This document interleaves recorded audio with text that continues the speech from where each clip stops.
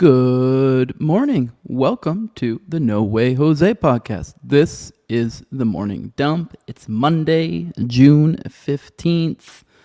I'm your host, Jose Galison, and this is the kitty of the day, Katniss, the younger, one of the newer kitties in our category, soon to be mom. Well, it's not soon. We got probably about around a year before she will be doing that, but she's one of the newer kitties around here. So Katniss, our little chocolate torty mama to be.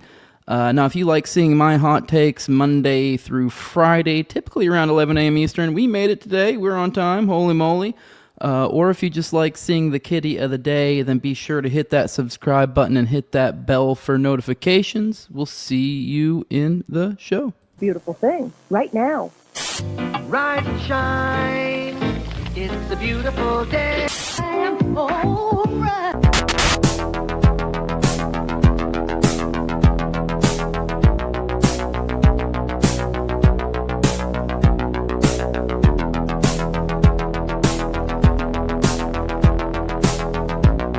About a third of the building has been blown away. This is the bridge to the white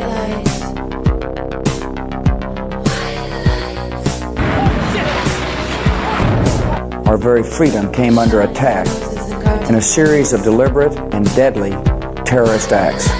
And at that point, we were taken for another round of questioning, this time related to our allegedly being members of Mossad.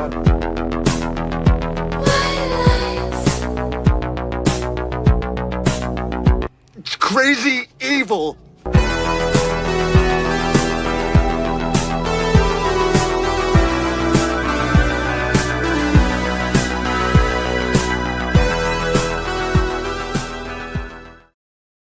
Good morning. I hope you guys are having a good one. Sorry if I'm coming in a little bit quieter all of a sudden. I was coming in hot from the jump. So I guess either way, if that was good for you, if you had to adjust your volume, now you're going to adjust it back again. Sorry. But now for those who... God, what am I doing? I hope you guys are having a good morning. Sorry, starting off a little brain farted. I hope you guys are having a good morning. Monday morning, a lot of stuff happened over the weekend. And with that, I have a plenty to talk about with you guys. As always, we start the show out with icebreaker content, as we call it, more fun, funny, sort of gen pop slop sort of stuff. Today is no exception, although it will be bumped up to an actual titled segment today, UFC250. So I think you kind of get the gist of what we'll be talking about. There are a couple interesting little tidbits that go over there. And then we'll get into our foreign policy coverage of the day, the foreign policy roundup, get over to the world of war, what's happened there. A lot has happened over the weekend.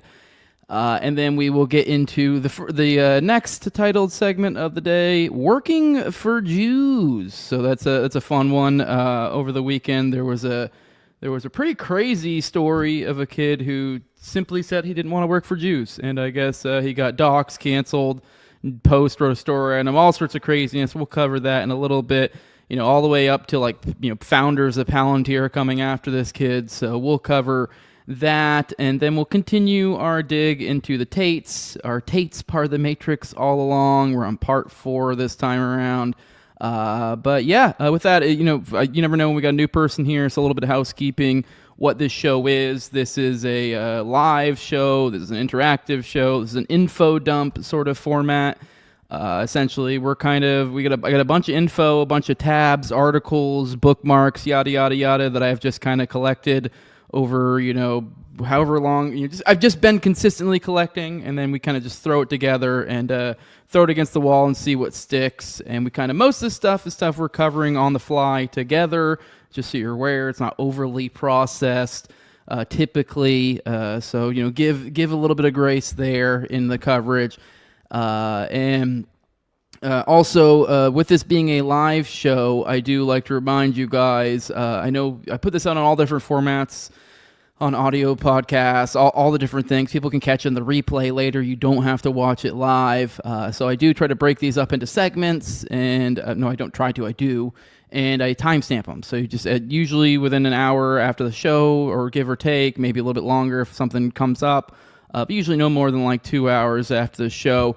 Usually within the first 5 minutes. I make timestamps, and then from there, all you got to do is once you start hearing me talking to the chat, you go, whoa, I'm not here for the live experience. I don't want to hear him talking to the chat. You can go, well, once you hear me talk in the chat, you can know the segments come to an end. You just go to down to the video/podcast description, depending on what you're watching it on. And most platforms these days have hyperlinks, so you don't even need to fast forward, and boom, just bring you right on to the next segment. You don't have to listen to any of the chat banter. Totally get it if you don't want to do that. But now if you are here for the live experience, I try to give everyone at least one good morning. After that, you got to catch my interest or catch my wallet. Wallet obviously being super chat. You can super chat over on this show, or just be super interesting or funny. I don't know. But with that, let's go ahead and get into some icebreaker content. Let's get into the UFC250 over the weekend. Kind of a wild one. Interested to see what you guys' thoughts were. I slept during some of the fights. I caught some of them. They were, I don't know. I mean, it was an okay card. I don't know. I mean, I'm not like a huge fight guy. I don't typically even usually watch the fights. Every now and then when I'm feeling interested. My wife watches them far more than I do, honestly. I usually end up just falling asleep, but I don't know. I caught the Gone. I fell asleep for the main one. I heard that was actually pretty good. I'll have to maybe watch that back later or something. But no, I know the Gone Pereira fight was pretty wild. That was pretty nuts. There's some good fights. There were some good fights, but it was still a weird event all in all. And to start it off, I mean, I didn't realize when they were making this, I thought they would try to make this like an enclosed sort of structure so that way you don't have to worry about weather stuff. That was not the case. I guess it's open. They were supposed to stop, I think, for 30 minutes for lightning warning anytime. And there was a lot of concern about that because, as you could see here was from, I think, a couple days prior, here was video taken kind of out in the area. Actually, it's a day prior, I believe. I don't know if it's for weigh-ins or what, but you can check this out. This is pretty wild. Almost kind of looks like a bad omen, one could say. For the audio listeners, there's a rainbow and just crazy, those like spider web sort of lightning and pretty, I don't know, cool looking. It's pretty, but you also could interpret it as ominous. I guess it depends on how you want to look at it. So that's how it started. No, it was a fun night. And I thought there might be some issues. I think even right off the jump, you're started from a delay, but it was like at the very start, so it didn't really matter since they weren't probably going to roll out fighters that early anyways. So it didn't really seem to fuck with it at all. Seems like everything went off without a hitch. I'm not gonna lie, this event has been kind of just been this weird event that just seemed significant for some reason. Just a lot going on. Just felt like something crazy was going to happen here. I don't know why. There was nothing. Just felt like this was the moment. Like if this was a movie, if life were a movie, if like the Trump administration this year had been some sort of ongoing series or movie, this would be like either the finale or some sort of crazy event that kind of starts off the whole narrative, and from there it's a whodunit. It felt like something wild was going to happen, personally, but it just ended up being a fight. But there were a couple crazy things. Sean Strickland apparently got arrested at the event, or detained, I guess, if we're going to be more accurate here. So I got a couple clips for you guys there. Let's see what Strickland has to say. I believe he had been like uninvited or something, or he was never invited in the first place, because I believe this event was like invite only. I don't even think it was like you could proactively get tickets. I don't know. So I mean, from a property rights sort of perspective, I think maybe Strickland might be in the wrong here. I don't know. We'll figure out more. Let's watch this clip. Here's a clip of him getting swarmed by a shitload of cops.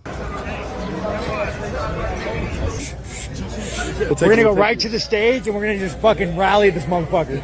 Relax. No, just watch. I got you. Relax. Let's do that. Made it, you guys. We fucking made it. Allah dám cơ vậy.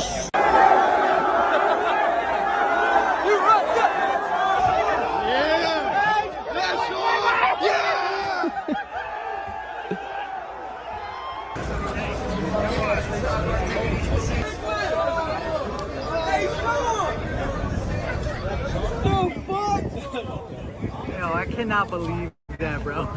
How the fuck y'all gonna lock up the middleweight chick? Pretty sure I didn't break them all. I'm pretty sure. So here's him in the back of a paddy wagon, laughing, saying, I think I might be going to jail. I don't think I broke any law. Now, for the audio listeners there, if you're for some reason sticking around for this, Yeah, he was like up on, I guess, some sort of stage. I don't know if maybe they have multiple stages or what that was, but it looked like perhaps even the main stage, interacting with fans, getting all hyped up and kind of had a crowd all. So I don't know. Maybe I could see perhaps how like the people running the event would kind of be like, "What the fuck?" I don't know the specifics of all of this, but let's check out this other one. Here's from Alex Jones. Here's another video. I guess let's see. This is, I guess, that little video we saw there at the end of that little mashup.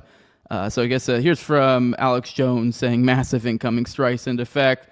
Strickland has been arrested and put into the back of a police van after meeting with fans outside the UFC at the White House event, saying, "I'm pretty sure I didn't break any laws." Now, I don't know if for those who aren't aware, this is, I believe, the middleweight champion. So kind of a little extra significance here that their middleweight champion has kind of made a big to do, a big hoopla about this event, and not in a positive way. Kind of pointing out that he's not Jewish enough. I saw a pretty good meme the other day of him saying who did it better, and it was like the picture of like Trump at the wall, and then it was him with like a paper plate on his head leaning against just some brick wall.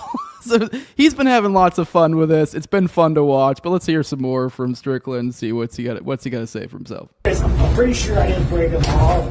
Like, I'm pretty sure. Might be going to jail. I'm pretty sure we didn't break no laws. Hopefully cops. All right, let's troll the comments here. Troll the reply. See if we got anything. Oh, that's funny enough. Speak of the devil. Literally, the first reply there is a joke I was talking about. Here he is. Let's see. I don't know. Let's see if there's anything else in the replies. I didn't see anything more about what's going on with him. I think. I guess they're saying he was not. I'm seeing somebody in the replies saying he was not arrested, but may face a disorderly misconduct charge. I don't know where they're getting that from. Okay, let me see. Here's him. Here's more video of him, I guess, at the event. So he was kind of being a hooligan. I don't know. I mean, so here's him saying Strickland was off the rails after crash of the UFC White House presser, kicked a fan's leg, and took off running. And let's watch this video. So I guess they're doing like a little. He's literally fighting the fans.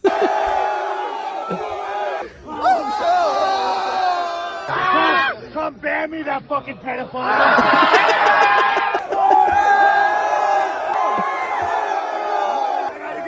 I gotta go. Yo. That's crazy. He's running. Oh my God, they're chasing him. Yes. We almost died. All right, that's pretty great. So those are the sort of shenanigans I guess Strickland was doing, and I still not quite entirely sure what all is going on here. Let's listen to this guy. Maybe this guy has some more insight. I doubt it, but I'm kind of curious. Either way, this is it's funny, lighthearted. We'll get into something a little bit more corrupt, sinister here in a second on the White House stuff. I guess this sort of is, since like in the backdrop of this is like this is due likely to his protests about the relationship between the Trump administration and Israel, and then also Epstein. He's accused Trump of being a pedophile. He said he wasn't Israeli enough, I think, to come to the White House event. Anyways, here's this guy. Sean Strickland is a man of the people, and you can fucking ban him from the White House, but you know what? We're still gonna love him either way. So this is last night.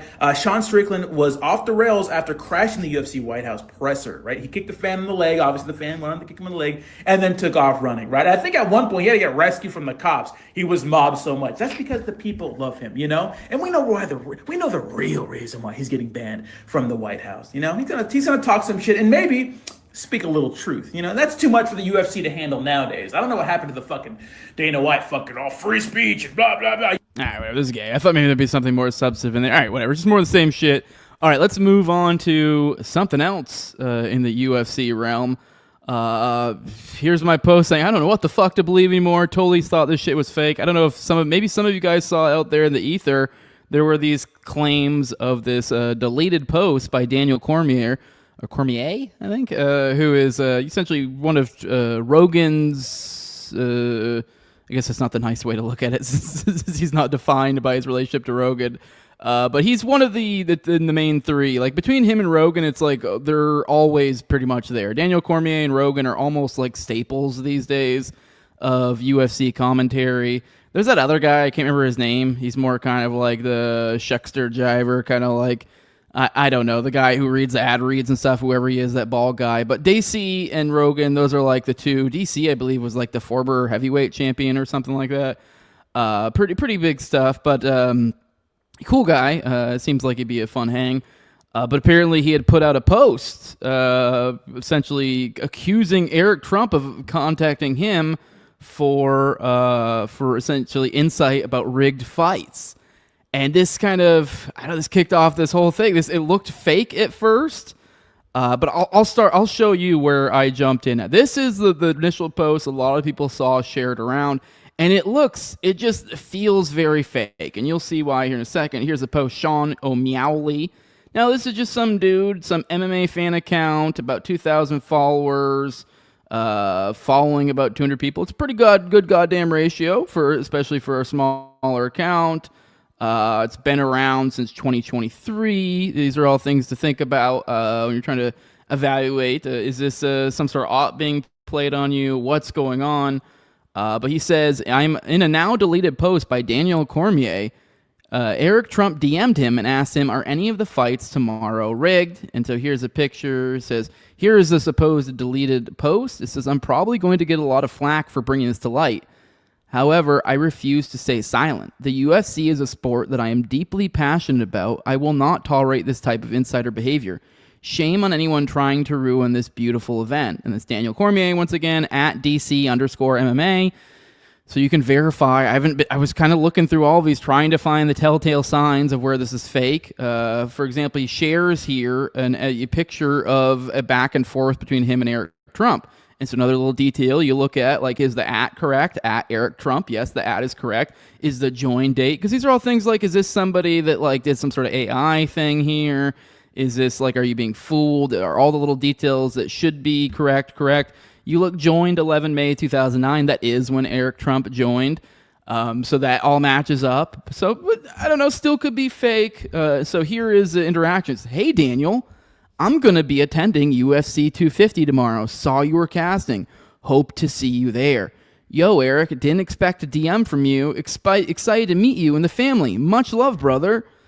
Which, this does sound exactly like the syntax of how I'd expect Daniel to talk, or text, especially as much as I've heard him talk on events. And then here's Eric Trump. Says, anything you can tell me about the fighters tomorrow? Who you got winning? And it's cut off here. I can't remember what he said. He made some kind of glib, like, oh, I don't like to be biased, but somebody is, I have a real edge for him. But like, I think kind of just being kind of cutesy about kind of like who he favors of certain fighters and stuff. But even with a little bit of a caveat of like, I don't like to put my finger on the scale, as if he like could do that. He's just kind of like, I think he kind of feels improper about even weighing in to some person he just first meeting. Then Eric goes, you placing any bets? And he goes, nah, I'm actually not allowed to bet on any cards or anything. He says, are any of the fighters injured that you know of? He says, I'm not quite sure where you're asking me this, but I think they're all in good shape. And he says, I'll just cut to the chase. Are any of the fights tomorrow rigged? I've been seeing the Lopez fight, and I think an upset wouldn't be too unrealistic. And then it cuts off. I think maybe we'll see. There's multiple screenshots out there, so I think we might see some of those ones were cut off here in a second, but nothing too significant in those little cut-offs there. But either way, it's just more that, like, holy shit. No, this feels fake, right? This literally sounds like someone trying to bust you for insider trading. You're like, kind of like literally easing in, but not even really all that slow, like still kind of going hard. Like you're like, whoa, ease up there, pal. So this felt like almost like, I guess, sort of Fed behavior, like as if he's trying to, or fake, like in that sense, or obviously just like a fake thing that like someone made this to be like, let's show an interaction between Daniel Cormier and Eric Trump trying to get insider information. And this is like kind of what you'd expect to look like. It seems too ridiculously over the top for it to be real. Well, there might be something to this. Now here's a little clip. What is this? This is showing, here's one thing of someone showing kind of a screenshot of it existing and then it deleting. So you kind of see it on the page. And I think it's like a refresh they're doing there or something. I'm assuming, or they go to click on the post. So they click on the post and it says nothing to see here. So it's deleted. So showing one example of it being deleted. Let me see some more. There's all sorts of, here's another random person in here showing. So there are multiple people showing their timeline of this happening. So it's looking more and more like this is legit. So these are people like live screenshotting it. There were even people that were like hours after the fact, because I guess if you do it on browser and if you don't refresh it, it can stay up for forever. Now, if you're on your phone, it'll kind of auto refresh. And so like pretty much almost as soon as Daniel Cormier deleted it, it's like gone to the ether. But there were people who were like on there, because some people tried to prove it wrong, because I actually was looking for details, and I remember I saw one of these and I was like, because I saw that it had been up for like over an hour and it only had like 50 likes or something like that, and I was like, it was actually 49, because you see, or something about 50-ish, give or take, and I was like, that doesn't make sense. Somebody with almost 2 million followers and saying something that mind-blowing up for an hour. For one, we'd know more about it. Also, that seems fake. And they're like, no. I'm like, I just haven't refreshed my feed. So there's a whole bunch of these. So here's another person showing their kind of like their literal feed and seeing it in there. So, which, I mean, I guess we're in the age of AI. This can be fake stuff. So weird. But, and then even more to this. Give me one second. Let me back up. And then, so no, even more. Now, I initially kind of thought, like, I don't know, maybe, because I looked at a lot of these. If initially, when this was going around, I'm already seeing in the replies more people have joined the fray, and I'm actually seeing more unique screenshots or clips of videos of their feeds. Initially, there was only I only saw like 2 to 4 of the same figures, and they were all like a few. They were kind of like that one count I showed you that had like followed a couple hundred people. And they were followed by a few thousand or a couple thousand, like not huge accounts. But so it's like, is the size account that like, I don't know, this could have been, it could match for some sort of artificial something or other. So like, but so I was like, maybe this is just some sort of coordinated AI thing. You get something going, because let's be real. If this was some sort of coordinated thing, you have now someone with like 2,000 followers, that has gotten. Eric Trump responded to this. Like everyone's, Daniel Cormier also sort of responded to it. It became this whole thing. So like there are ways, if you wanted, you could launch a crypto something off of it, make a few bucks. There's ways to grift off shit like this. So people have incentives to do these sort of things. So you got to kind of watch out. Like, am I being tricked? Is there something going on here? And so I initially it's a few people, semi-smaller accounts. Like doesn't necessarily mean it's wrong, but it's like, it feels like it could just be a couple of people coordinating with each other with some sort of AI screenshots or something, making something, bigger than it, making something out of this. Until I saw this. Here is this guy. This is going around. It says, "Are any fights rigged though?" Maybe a little hint. This is in reply to a deleted post, and then you go. Apparently, according to him, this is the post. Like when he responded to it, like it was the exact time that post had dropped. And here's him like kind of making a joke, like, "Are any of the fights rigged though?" Maybe a little hint. And I mean, I looked into this. There are all sorts of other people who replied, and this is weird. And then to add to that, to make this even weirder, you'll see here it's actually deleted now. There's this post. So I said, "So hacked or pretending to be hacked," LOL.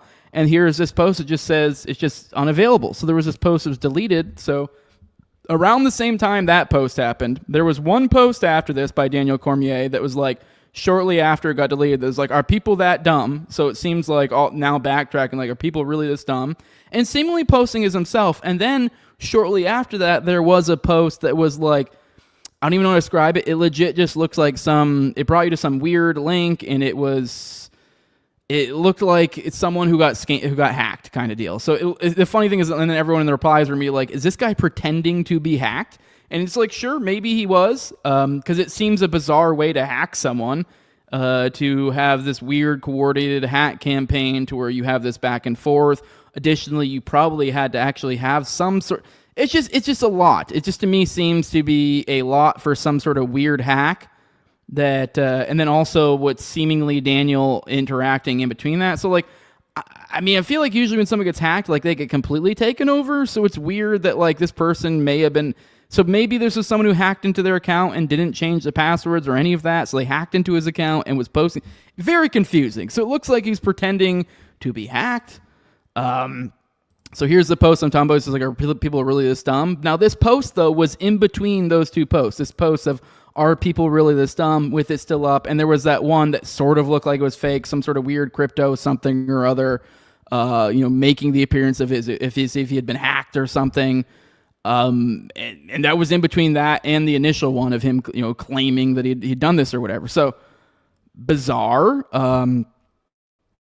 Now, where did it disappear to? I'm sorry. I had something ready for you guys here, but then the page refreshed. Give me 1 second. He had got, Eric Trump had got community noted. Here he's saying, thanks, Daniel, to Are People Really This Dumb? Okay, here's one of the ones I was looking for. So here's, oh, wow, that's gone now too. Oh, whoa, these things keep getting deleted. That is wild. Okay. So he responded to that one we just played, Eric Trump. He says, "This is completely fake. I have never reached out to Daniel. In fact, this is scary." And then he put, then he later posted again, says, "We are aware of the fake AI generated screenshots being circulated online. I have never spoken to Daniel. He has since deleted his post, which confirms it was clearly fabricated." And then it literally got community noted. It says, "Multiple journalists and eyewitnesses confirmed Daniel Cormier posted the screenshots himself before deleting them. Deleting a post from a verified account does not confirm fabrication, and participants in a conversation cannot fall for AI fakes of their own direct messages." So now I did just notice, look, as I click on this is also deleted now too. So Eric Trump deleted that post, probably after being embarrassed of being community noted, but I really don't know what to make of this story. This really is one that confounds me, because it does seem, don't get me wrong, I think these guys are corrupt as absolute fuck, but this is, to me, for on from the jump retarded, because it seems like, the back and forth between him and DC, it's like they've clearly seemingly never really talked before, like an initial introduction, and just right off the jump being like, "Hey, what fights are rigged? What can I bet on?" Like, kind of a wild way to introduce yourself to a new person. So seems a little wild to me, also seems contrived, but I really don't know the more you look into it, the more you're like, I don't know. It kind of makes sense. It kind of, I don't know. Maybe there's just some sort of weird hack of some sort, and that's what this is, but I'd expect there to be more out there. Let's see if maybe I want to find more from Daniel, see if he's posted since then. So he posted last, Are People Really This Dumb? That was one relevant to all this. Let's see if there's anything else in there. Just some fight stuff. Just some fight videos. Oh, actually, all that stuff is deleted too. I'm not seeing it. I don't know if he hit him or something. It's not showing up on his main page, some of his posts on this stuff. All right, well, okay, whatever. Let's go to the chat. I'm interested to see what you guys think, because I'm still confounded by this. I don't know what to make of it. This is weird. Part of me says this is real, and part of me says this is just too absurd to be real. But also it seems like all the signs seem to point towards this is real. Now maybe this is some sort of weird hack that doesn't seem to comport to how other hacks have operated that I've seen in the past. For example, a friend of the show, Jules Graypill, he recently got hacked. And his account, he wasn't even able to get his account back. So now he's like Gray, I think it's at Gray, Grey, pilled, and I think it's like 3 Ds at the end. That's his new account, and the hacker just took it, and he's been messaging people saying I don't even understand what the scam it gets to. I think it brings you to a link when you fall if you interact with the chat enough, but it starts off with "Oh, I'm so sorry, I hacked your account," or not I hacked, but I accidentally flagged your account or whatever, and I tried to tell them yada yada. So you may want to. And then it kind of brings you down this chat tree of eventually you get to go to this account, this link, and it'll help you with your account problems anyways. Point being is that is usually how it works. Usually you get locked out of your account. Usually they start posting weird scams like this. Now I guess maybe with these being high profile targets, they got a little bit more creative with it, but it just seems bizarre. They didn't even do the basic change the password.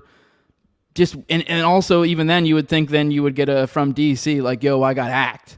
So I don't know what to make of this one. What do you guys think? You tell me in the chat. This is just fucking bizarre, really. But with that, let's roll the chat, say some good mornings, and then we will get into our foreign policy coverage of the day. Good morning, Tom33. Good morning. Good morning. Good morning, Q Bertimos is watching the morning dump whilst taking my morning dump. Says volume isn't the issue. The issue is your face. Good morning. I think I look quite handsome right now. I don't know what you're talking about. Good morning, John Black says, damn, Jose, explaining how TMD works is like an NFL explaining how overtime works. Yeah, I should probably stop doing it, but like, it comes from like, I've had enough people complain about like, hey, why is this show like this? And you're like, this is what the show is. It's like, why do you interact with the chat? And you're like, because it's a fucking live stream. Like, what do you? And then anyways, and also I'm trying to make it work for everybody. And then I have people being like, oh, you're just reading articles. I'm like, yeah, like that's what this show is. I read bookmarks and articles. I kind of give you my takes as I go along. We're basically doing fucking we're studying here. We're learning shit. We're going through it together. But anyways, that's what I feel like doing. I just feel like I almost feel like I have to. You never know there's a new person here, because I kind of get it's a little bit of a weird format. Like, what's going on here? I don't know, whatever. I just feel like I need to. But maybe one of these days we'll drop it. Also saying good morning. Good morning. Qbert says the Strickling thing looks like it's just part of the show. Maybe. I don't know. Hotep says good morning. We was hoping something would happen, but feel like it was just white trash, bread and circus. Yeah. Sean Newmans, thank you. Just found the show. You're the man. I'm be watching forever and ever. I like that. Immediately committed to me. I love that. Well, I appreciate it. Hope you enjoy the show. Go check out the playlist. There's plenty of old stuff I've done. It's not all just live stream stuff. I do like a lot of parapolitical sort of stuff. OKC, Finders, Cult, Dutro Affair. I've covered a lot. There's a lot of great stuff. Whitmer, Fednapping. That's my shtick. Hell, even if you go way back, I was big into like political theory, particularly libertarianism sort of stuff. So I've done lots of live readings if you're into political philosophy. There's lots to offer. Yeah, just go check out the playlist. Lots of good stuff back there. Good morning, Marcus Packard. Qbert saying Cormier has a worse lisp than Jose. I don't think he does. I mean, like, now that you mentioned it, I think he does have a lisp. But I don't think it's actually, I didn't even notice he had one to mine. Now, I will admit, I mean, I'm a little bit biased here, but I think I'm somewhat similar. It's not like an overly noticeable, but it's noticeable, I think, with me. Like, you do notice it. You may, if you're being unobservant, it may not pick up on it, but you do notice it. I feel like Cormier, he has less of a lisp than I do, though. But I don't know.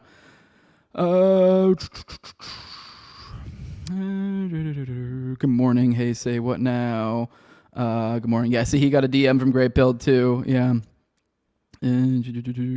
Tom says if you're going to hack a public figure, it'd be smart to do like what appears is going on there. Yeah, I guess that would be the way it does. So props if this is a hacker, you did it in a really good way to where you have a lot of people scratching your heads of like, is this legit? Because it's at least it doesn't seem to match the pattern that the hackers typically have. So I can totally see where you're like, what the fuck?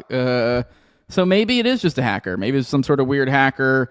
Now, it is confusing. I don't know. The hacking one's just as bizarre to me just because, I don't know, maybe he really did put, whatever. I just keep running my head through it and thinking about it. I mean, but now he does have like 2 million followers. So if he was hacked and he just like was somebody who had hacked him and was just posting stuff, it would be, I could see how it'd be an unwieldy thing to manage, like an almost 2 million follower Twitter, and you probably almost don't even really pay attention to it. So a lot of things can kind of slip under your radar, and maybe if you're a smart hacker on a larger account like that, you actually don't, change the password. Although, I don't know, even then you'd think enough people would like reply and be like, hey, yo, dude, you're clearly hacked, this, that, this.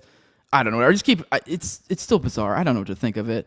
I definitely think that it just does seem retarded. Like as Tom says here, the Trumps are corrupt, but I just think he's smarter than that. Yeah, it just seems fucking retarded, right? But it's so. I mean, really, I'm telling you, I've kind of was going down the rabbit hole, looking at all the little, trying to check all the I's dotted or all the T's crossed. Does this match up with this? And I'm like, fuck, everything seems to jive. But great weekend for schizophrenia, I'll tell you that. Good morning, Alien Big Cat. Says I never expected the Spanish Inquisition.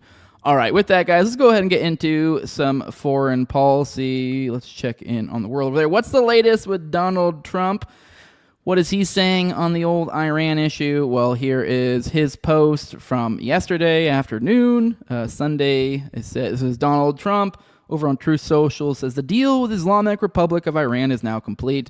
Congratulations to all. I hereby authorize the toll-free opening of the Strait of Hormuz and simultaneously herewith authorize the immediate removal of the United States naval blockade.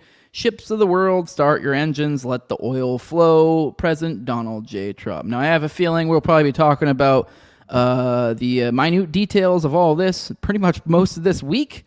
But let's keep digging into it. Here is over at antiwar.com from Dave DeCamp. It says Pakistan says U.S.-Iran deal has been reached. Because let's be real, we can't really listen to a goddamn thing Trump says if that's one thing we've learned through all these back and forths Iran. So we have the Pakistani, kind of the in-betweener here, chiming in saying a deal has been reached. So Pakistani Prime Minister Shehbaz Sharif said on Sunday night that a deal between the U.S. and Iran to end the conflict in the region has been reached and that an official signing ceremony will take place this Friday in Switzerland. Following intensive talks, we are pleased to announce that the peace deal between the U.S. and Islamic Republic of Iran has been reached. Both sides have declared the immediate and permanent termination of military operations on all fronts, including in Lebanon. Now that's key. We'll talk more about that later. The inclusion of Lebanon is notable since Israeli officials have been rejecting the idea of ending the war, and Israel just bombed Beirut's southern suburbs on Sunday, which was seen as an effort to sabotage a U.S.-Iran deal. Sharif suggested not all the details have been worked out, saying the mediators will facilitate a series of meetings this week. So, this sounds like new stuff, but also at the same time, it's like, are we in the basically the exact same situation we've been in? We're being a little bit more serious about talks. These pre-implementation discussions will lay the foundation for the technical talks and the official signing ceremony. Kazem Bababadi, what's the name? Iran's deputy foreign minister for legal international affairs, confirmed that a memorandum of understanding has been reached and that it will be formally signed on Friday. After that, the U.S. and Iran will begin 60 days of negotiations on other issues, including Iran's nuclear program, but the lifting of the U.S. blockade and the ceasefire in Lebanon will happen immediately. Starting tonight, the U.S. naval blockade against Iran will be terminated, Garababadi said. That name's growing on me. It's fun. Adding the agreement would bring the immediate and permanent end of the war and military operations on various fronts, including Lebanon. So we're getting that supposedly this blockade is going to be terminated, although we've gotten this before. We have had Trump openly announce, I forget the specifics of what the occasion was last time, but, kind of want last time too. So we'll see what happens here, although it would be pretty cool if they shut down the naval blockade. Garbabadi said Iran's threat to strike Israel in response to Israel's latest attack on Beirut played a role in reaching the agreement. Our armed forces were ready to deliver a decisive response. Trump also adopted positions and criticized the Zionist regime. Hezbollah gave firm and decisive answers to the terrorist acts of the Zionist regime. Military power and the threats we made helped finalize the text and advance several issues we were working on, he said. Trump posted on Truth Social about the deal, announced he was lifting the blockade of Iranian ports. Trump later told the New York Times that if he failed to reach a final nuclear agreement with Iran after the signing of the MOU, he would restart the bombing campaign against Iran or declare the U.S. the guardian of the Middle East and take a 20% cut of the region's revenues. He also called Netanyahu a really difficult guy and said he should be very thankful to the U.S. for the Iran war. He's not wrong. The MOU will essentially bring the region to a state meant to be reached after the initial ceasefire announcement in early April. It may also grant Iran access to some of its frozen funds. The initial ceasefire was violated by Israel's continued war in Lebanon and the U.S. blockade of Iranian ports. All right, let's pop in over on Al Jazeera for live updates, since this is like an ongoing thing. So you're kind of at the top here. It says Iran war updates. U.S. Tehran confirmed peace deal signing set for Friday. So that's what we're getting now, is that we're going to be they're going to be doing another peace deal meeting of sorts on Friday. So we're doing it again. Let's see if there's anything else new in here. No, that seems to be the latest. Here's what's happened today. Iran confirmed reaching a memorandum of understanding with the U.S. Trump announces an end. Israeli opposition leader Yair Golan slams Netanyahu, saying he was powerless to stop a deal that has erased Israel's military achievements. U.S. legislators welcome the deal, but some Democrats argue it marks a surrender to Iran and marks a costly lesson for Washington. They're not wrong, but they should probably shut the fuck up right now. Top EU officials join a global chorus welcoming the deal as oil prices dip and stock markets continue to rally. Well, let's hope this makes good and this keeps on going, because I would like to keep my gas under $4 a gallon. And the murder would be nice if we could stop that. But don't worry, they'll find murder elsewhere as they have in Venezuela. This is an interesting story. We got some kinetic action over in Venezuela. An airstrike over there killing Tren de Aragua. I don't know if I fucked that up. Leader. That's what the claim is from the Trump administration. So kind of interesting story after we've taken over Venezuela, basically. Now we're essentially performing airstrikes on drug dealers of sorts there. So kind of wild, little concerning. This could come home, but oh well. President Trump on Friday announced the U.S. launched an airstrike in Venezuela that he claimed killed Guerrero Flores, leader of the Venezuelan gang Tren de Aragua, marking an escalation of the expanding U.S. military campaign in Latin America. Trump said the strike was launched in coordination with the Venezuelan government, and the cooperation was confirmed by Venezuela's communication ministry, which said the attack was carried out in the southeastern part of the country's Bolivar state. They released a video of it. It's unclear how many total casualties were caused by the bombing. Here's a video. I guess we can watch it. I don't know, whatever. Yeah, just boom. Whatever. It's just like every other of these explosion videos. So there you go. You see it go boom. At my direction, the U.S. Southern Command delivered a swift and legal kinetic strike to successfully execute Nino Guerrero, the infamous leader of Tren de Aragua, one of the most bloodthirsty terrorist organizations on planet Earth, the president added. Venezuela's communications ministry said the attack was carried out through mechanisms of cooperation and exchange of intelligence information between the authorities of both countries. During the lead-up to the U.S. attack on Venezuela, one of the many pretexts put forward by the U.S. was the claim that Tren de Aragua was under the control of the Maduro government, which was contradicted by a declassified U.S. intelligence memo that said the Maduro regime probably does not have a policy of cooperating with TDA, is not directing TDA movement to and operations in the United States. So here you go. One of the pretexts they're using, this kind of pretty much displays was probably almost certainly completely and utterly bullshit, although we knew it at the time. Because let's be real, there wasn't even really a regime change that happened there, because they just took out the main guy and then the VP took over, how it works most places. So the VP was part of his administration. So, sort of a regime change, but not really. Just like of a minor flavor change.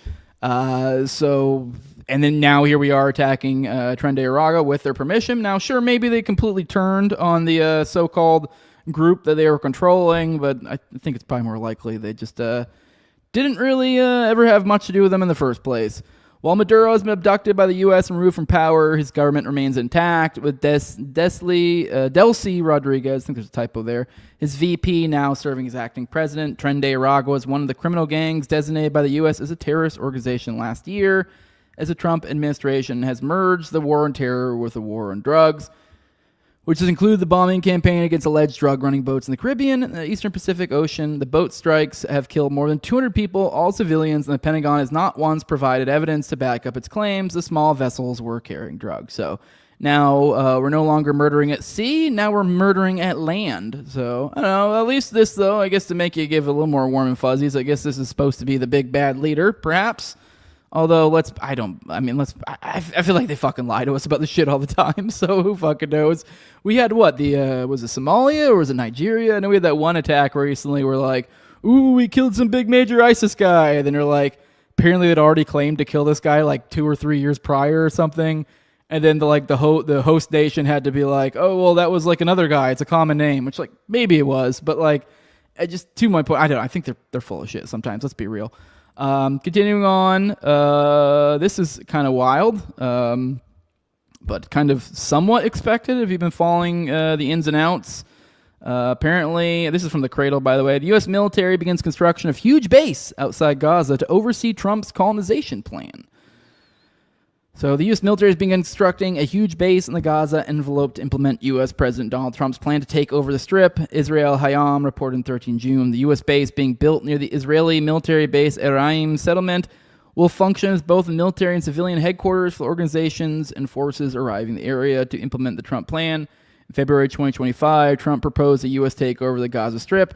The plan called for the forced displacement of approximately 2 million Palestinians to neighboring lands and redeveloping the territory as a high-tech business and tourism hub that Trump said would become the Riviera of the Middle East. The new base will replace the U.S. facility in the Israeli town of Kiryat Gat established under the direction of Trump's Board of Peace in the wake of the October 2025 ceasefire. Representatives from more than 24 countries staffed the multinational headquarters and were tasked with overseeing ceasefire and the entry of humanitarian aid.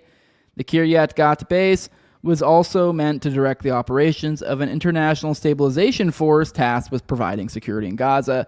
However, Israel has continued to severely restrict the entry of aid into Gaza, recently suspending all shipments while the ISF has yet to be formed. After the U.S. and Israel launched a war on Iran on 28 February, the overwhelming majority of personnel left Kiryat Gat. Israel Hayom noted that plans for the new U.S. base include the construction of a tower intended for the command and control of forces in the field.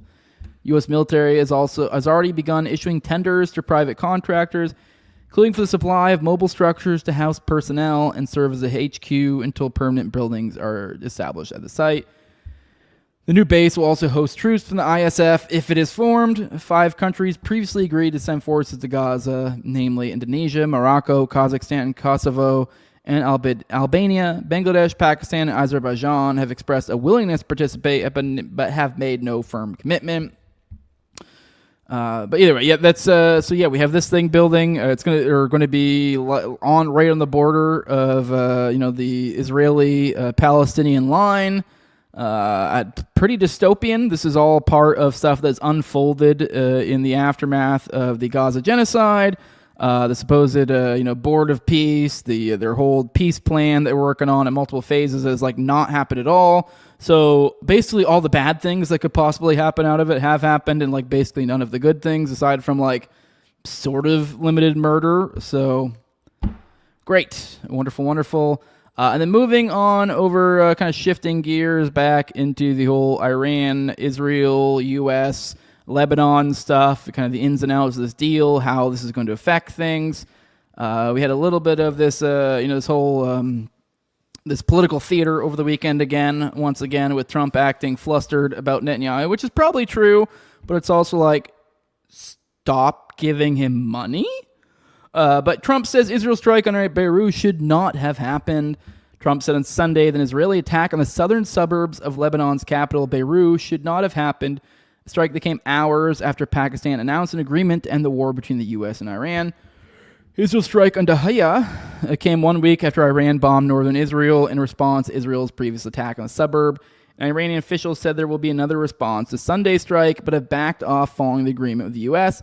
Israeli officials said the latest attack on Dahiya was a response to Hezbollah drones targeting northern Israel, which Trump downplayed. The morning's attack on Beirut should not have happened, particularly on a special day when we are so close to a peace deal with Iran. Israel has the right to defend itself against threats, but the attack it was responding to was very small and meaningless. Nobody was hurt, injured, or killed and should not disrupt this important process, Trump wrote on Truth Social. We are very close to a deal that will bring peace to the region, including Lebanon. All sides should stand it down. There should be no more attacks by Israel anywhere in Lebanon, but there should also be no more attacks by any other party, including Hezbollah, against Israel. This could be the beginning of a long and beautiful peace. Let's not blow it, the president added. Trump has claimed several times now that some sort of ceasefire has reached Lebanon, but the IDF has continued its occupation and destruction campaign in southern Lebanon, which has included heavy airstrikes. Mohammed Bagher Ghalibaf, the Speaker of Iran's parliament, said on Sunday the latest Israeli strike on Dahiya shows the U.S. lacks either the will or the ability to reign in Israel. The Zionist incursion in Dahiya has once again shown that America either lacks the will to fulfill its commitments or the ability to do so.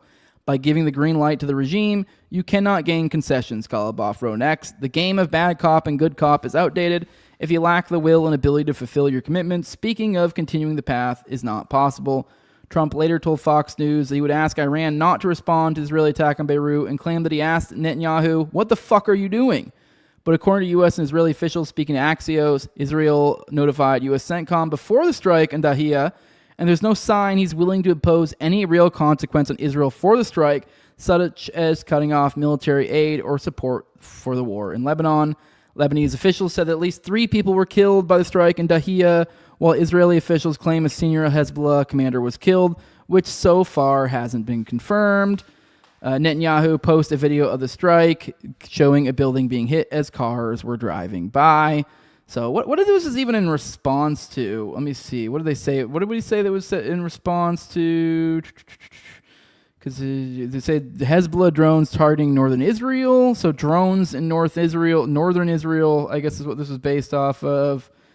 I mean, I'm not saying anything about deaths. So just to understand. So I guess there were drones in northern Israel, and in response, they killed 3 people. So, I mean, I didn't see anything about deaths from supposed drones in Israel, which is funny. So the idea being is like, oh no, you're invading on our sovereignty, since it doesn't even say there was attacks. Drones targeting. So I don't even know what that means. I mean, I don't know. Let's maybe this will be in this piece here. Israel continues attacks on southern Lebanon. Orders 29 villages evacuated. I think this is more of a little bit of a deeper look on that whole ordeal going on there. So while discussions of Israeli attacks on Lebanon Sunday primarily focused on a deadly attack on the capital city of Beirut, the IDF continues to carry out operations across southern Lebanon as well and continues to try to force the population out of the area. IDF issued 2 distinct statements on Sunday, ordering people living in villages, 13 in the first statement and 16 in the second one, to flee their homes and move north of the Zerani River. Several of the villages were ordered evacuated for the first time during the war, as many lie north of the Litani River, which is meant to be the deepest the IDF was going to this invasion. More than 20 other towns in and around Nabatea were ordered evacuated on Sunday. In addition to the deaths of 3 Metro Beirut attacks, others were reported killed over the weekend in attacks on southern Lebanon, including 1 slain in a strike on the city of Sidon. Lebanon's health ministry put the death toll of the Israeli war at 3,783 killed since the invasion began early March. IDF officials claimed a person they killed on Friday, Ali Musa Duk, was actually a senior commander within Hezbollah's elite Radwan force. Hezbollah has yet to confirm such a loss, but the sheer volume of senior Radwan commanders reported slain over the course of Israeli attacks belies the long-standing belief the organization was quite small and selective. Israeli security sources were quoted over the weekend saying that irrespective of any U.S.-Iran peace deal that might be negotiated, they intend to keep ground troops inside Lebanon, which that is super fucking key, because that is from the jump. Nothing has even signaled that this has changed. I think they even included language saying this is part of the deal once again, that this would be part of the deal. So they were able to get Israel to chill out for a moment, but Israel's idea of like ceasefire and like completely stop, I mean, it's probably. I don't see this. I don't really see this working. We'll see. I have a feeling Israel's probably going to try to blow this deal up. So, I mean, nothing new. If anything, I think this let them, stopping for at least. It does seem like Trump was somewhat successful because they said they were going to, continue some attacks. Trump and they said they weren't going to. So, at the very least, there's some sort of lip service or actual truth to the idea that that we're not going to do this, that maybe, we're pulling back a little bit. But if anything, I think that would probably be more along the lines of to lull them into a false sense of security. Even worst case scenario, maybe even to let a deal occur so that way they can get it right up to the brink again and completely fuck it up. Maybe even go kinetic like they have done like twice now. So we'll see. Maybe the idea is just to lure them in a false sense of security, do attack. I don't really know. Now, I still didn't even see in this piece, too, what the initial attacks that they were upset about. So it sounds like it really is just like drones were in the region. Doesn't sound like anyone was actually attacked. So they're worried about the sovereignty of their nation. So they attack Hezbollah for it because someone infringed upon their border. When ironically they have no intention of leaving, and they're acting as if like southern Lebanon is like not even part of Lebanon anymore. It's just kind of this like foregone conclusion that it's fine that we're here and it's okay that we're attacking. And when we're talking about ceasefire, we're talking about like northern Lebanon. This is no longer Lebanon. This is a buffer zone. We're no longer considering this part of the normal Lebanon. So this is the way their mind thinks. It's ridiculous. The manipulating of definitions and ideas to an absolutely absurd degree. All right, let's get into the last piece of our foreign policy for today. We got more murders over in Gaza. Surprise, surprise. If you expected anything different, you are a silly goose. So here's Israel continues attacks on... Oh, I'm retarded. Wrong thing. Israeli attacks kill at least 6 Palestinians in Gaza as IDF continues constant ceasefire violations. Let's keep an eye out. Let's see if any of these were bombs so we can prove Dave Rubin wrong for the 6th or 7th time in a row?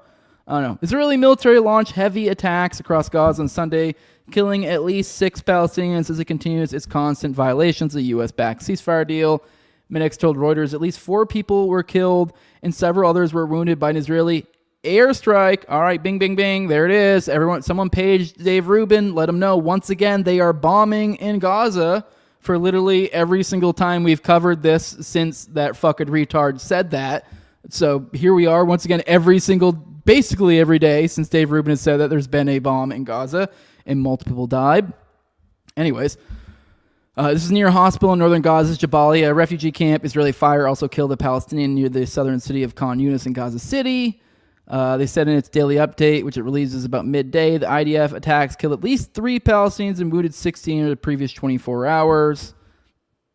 The ministry has said that since the so-called ceasefire deal was signed in October, the Israeli military has killed at least 986 Palestinians and wounded 3,138. Latest violence comes after Hamas officials held talks in Cairo with mediators from Egypt, Qatar, and Turkey on implementing the second phase of the ceasefire deal.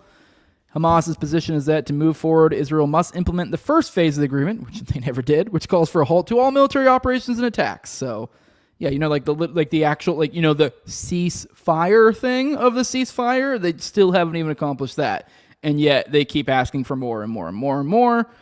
Israel has violated the ceasefire deal by expanding its control of Gaza from 53% to 60% and has moved the yellow line further west. Recently, we had Netanyahu talking about that they're going to go all the way up to 70%. U.S. and Israeli officials have accused Hamas of violating the ceasefire deal by not laying down its weapons, but the agreement that was actually signed didn't commit Hamas to disarmament. So ironically, they're essentially accusing of Hamas of not owning or of not following the agreement of ceasefire violations when these are things they never agreed to. And on the flip side, Israel is flagrantly over and over and over and over again disregarding it. And no, that's fine. 2 sides agreed to a U.S. proposal that called for demilitarization of Gaza as a framework for negotiations, but the issue of disarmament was meant to be worked out in follow-up negotiations. Hamas has also maintained that it won't disarm unless there's a movement toward the establishment of a Palestinian state. All right, let's get into the chat to say some more hellos, and then we'll get into working for Jews. Help a brother out. Hit that like button as you're popping in here. I'm probably deboosted just for saying Jews, because you know how these algos work.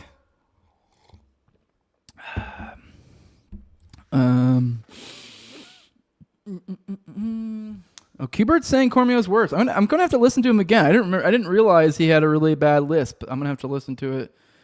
Good morning, Mr. Mudbutt. Good morning. Tom saying proving Dave Rubin wrong is just low-hanging fruit. You're not wrong. All right, let's get into working for Jews. I had a tweet go fucking gangbusters over the weekend. Here it is. I quote tweeted the New York Post. So there's the initial tweet. It says anti-Semitic Cornell student turns down interview because he's not interested in working for a Jew. Let's read this piece, dig into it, get a little bit into the details, so you can get the idea of what the fuck's going on. It says over the New York Post, this is a Cornell University student who applied for a summer internship for a Jewish-owned New York City startup, rejected the opportunity with a hateful message. Not interested in working for a Jew, the shocked CEO posted on X. Austin Franco put his anti-Semitism on full display when he passed up an interview with Verify. Wait for this ad to get out of the way. Go away. What the fuck? There he goes, gone. For an interview with Verify ID because its co-founders, Gabe and Aiden Eichhorn, are proudly Jewish. Franco, 19, delivered the message to both brothers via job site Handshake after applying for a summer role at the company, which pairs renters with landlords and verifies their identities to prevent fraud. Now, here's a picture of the kid, the supposed anti-Semite in question. This unsuspecting little feller, 19-year-old little adorable little guy. He looks like a little feller. And then here are the 2 J's, which are both in their 20s too. I guess they're in their both, or at least Gabe I think is 24. I don't know about the brother, but either way, young guys, so pretty young for having a company. I feel like there's probably a little nepotism story there, which whatever, The Einhorns reviewed Franco's application, and he was being considered for an internship with Verify ID's growth team, which is tasked with attracting renters to the company. Sad world, Gabe24 wrote on X Monday, along with a screenshot of Franco's jaw-dropping 8-word response to trying to schedule a Zoom call. Not interested in working for a Jew. Thanks. Gabe Einhorn told the Post he felt obligated to share the message to raise awareness of growing anti-Semitism. He blacked out Franco's name out of graciousness, but commenters quickly revealed his identity. Now, that's an oversimplification, which we'll get into it. So I felt bad exposing him because I thought he could have made a mistake, and he really doesn't believe this wholeheartedly, which, like, even if he did believe that wholeheartedly, like, who cares? All right, anyways, but the Livy Leaguer soon made it clear that he meant every word of what he wrote. The student hails from Virginia, doubled down an X post shared the next day. It says, my experience with Jews have not been pleasant, both in person and online. This is not to say I haven't had positive experiences, but in the aggregate, that is not the case. Cornell, where Franco studies industrial and labor relations, according to his since-deleted LinkedIn profile, is investigating the incident. He sent the disgraceful message on Monday, and about a month after Cornell's semester ended, Cornell condemns anti-Semitism and all forms of hatred and discrimination in the strongest possible terms, a university spokeswoman told the Post. Gabe and his younger brother Aiden, a 22-year-old NYU business student, launched Verify ID in the summer of 2025. Okay, so his brother is actually younger than him. So it's 24-year-old and a 22-year-old doing this as CEOs of this, I guess, startup of some sort. Instead of renters struggling to search for apartments and getting rejected, we have them sign up, pay $20 to get verified. Then we actually bring them apartments that they actually qualify for, Gabe explained to the Post, for landlords that helps them fill up their units and bring them the right tenants. Aside from content centered around the NYC rental market, Gabe, who wears a kippah, often speaks about his faith across his growing social media platforms. I've seen some terrible things across the board, anti-Semitic things and just terrible things in general. What a faggot. Gabe said, adding, just kidding, YouTube. Adding that he had about 5 death threats just on Facebook the last time he checked. So people just like to spread hate across social media because they're anonymous and have no repercussions.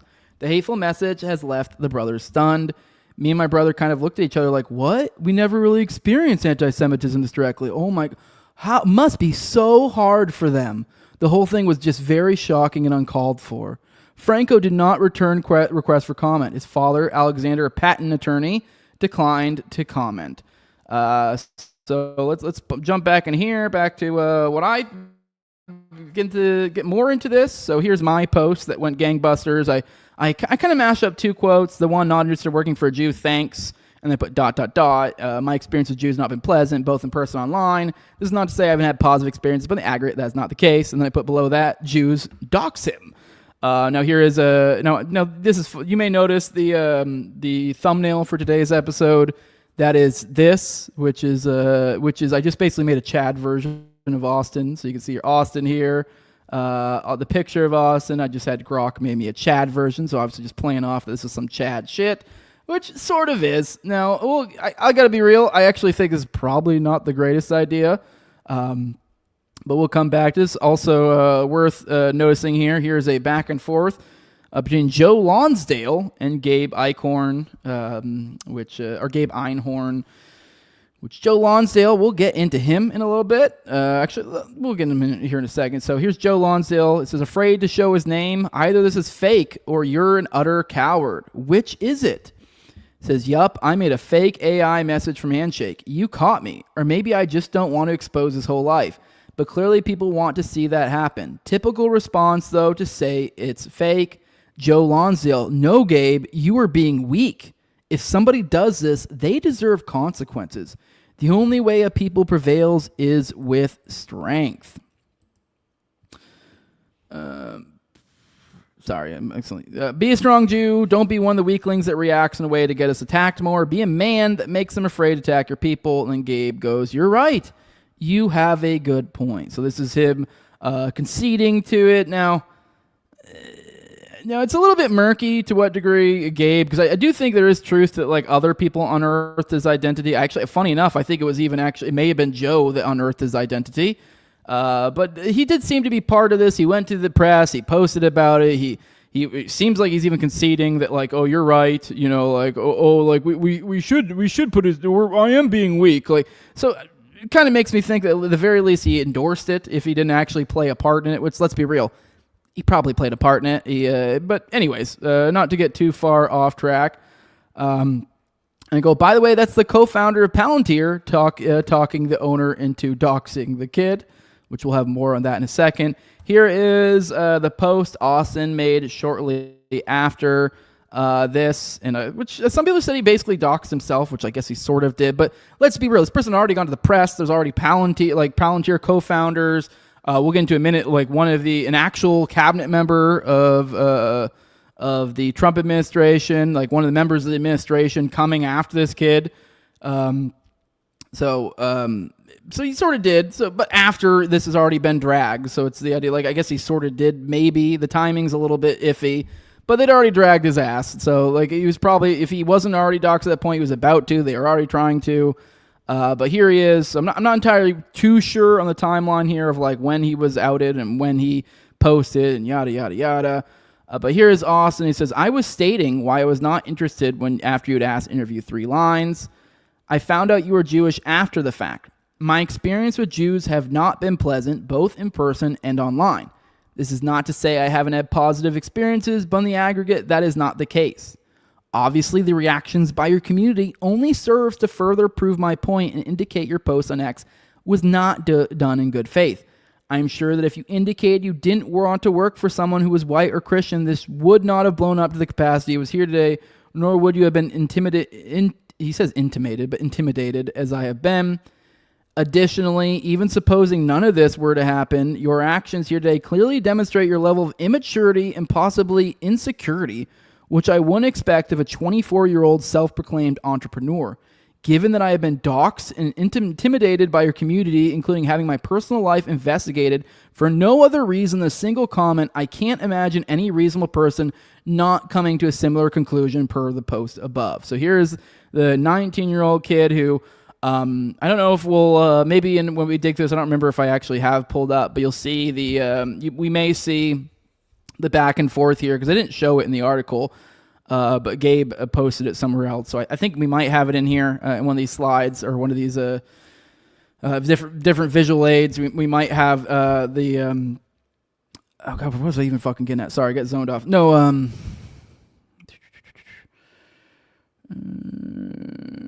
I forgot what it was even getting at there. Okay, so here's him responding to it. I forgot. I totally had a point there. I totally brain farted it while I was trying to think about what the hell the point was. Whatever. All right, let's move on. Let's keep going. And apparently there's a GoFundMe out here too. Here's another picture of the kid. So here's Lord Miles. So it's on my page.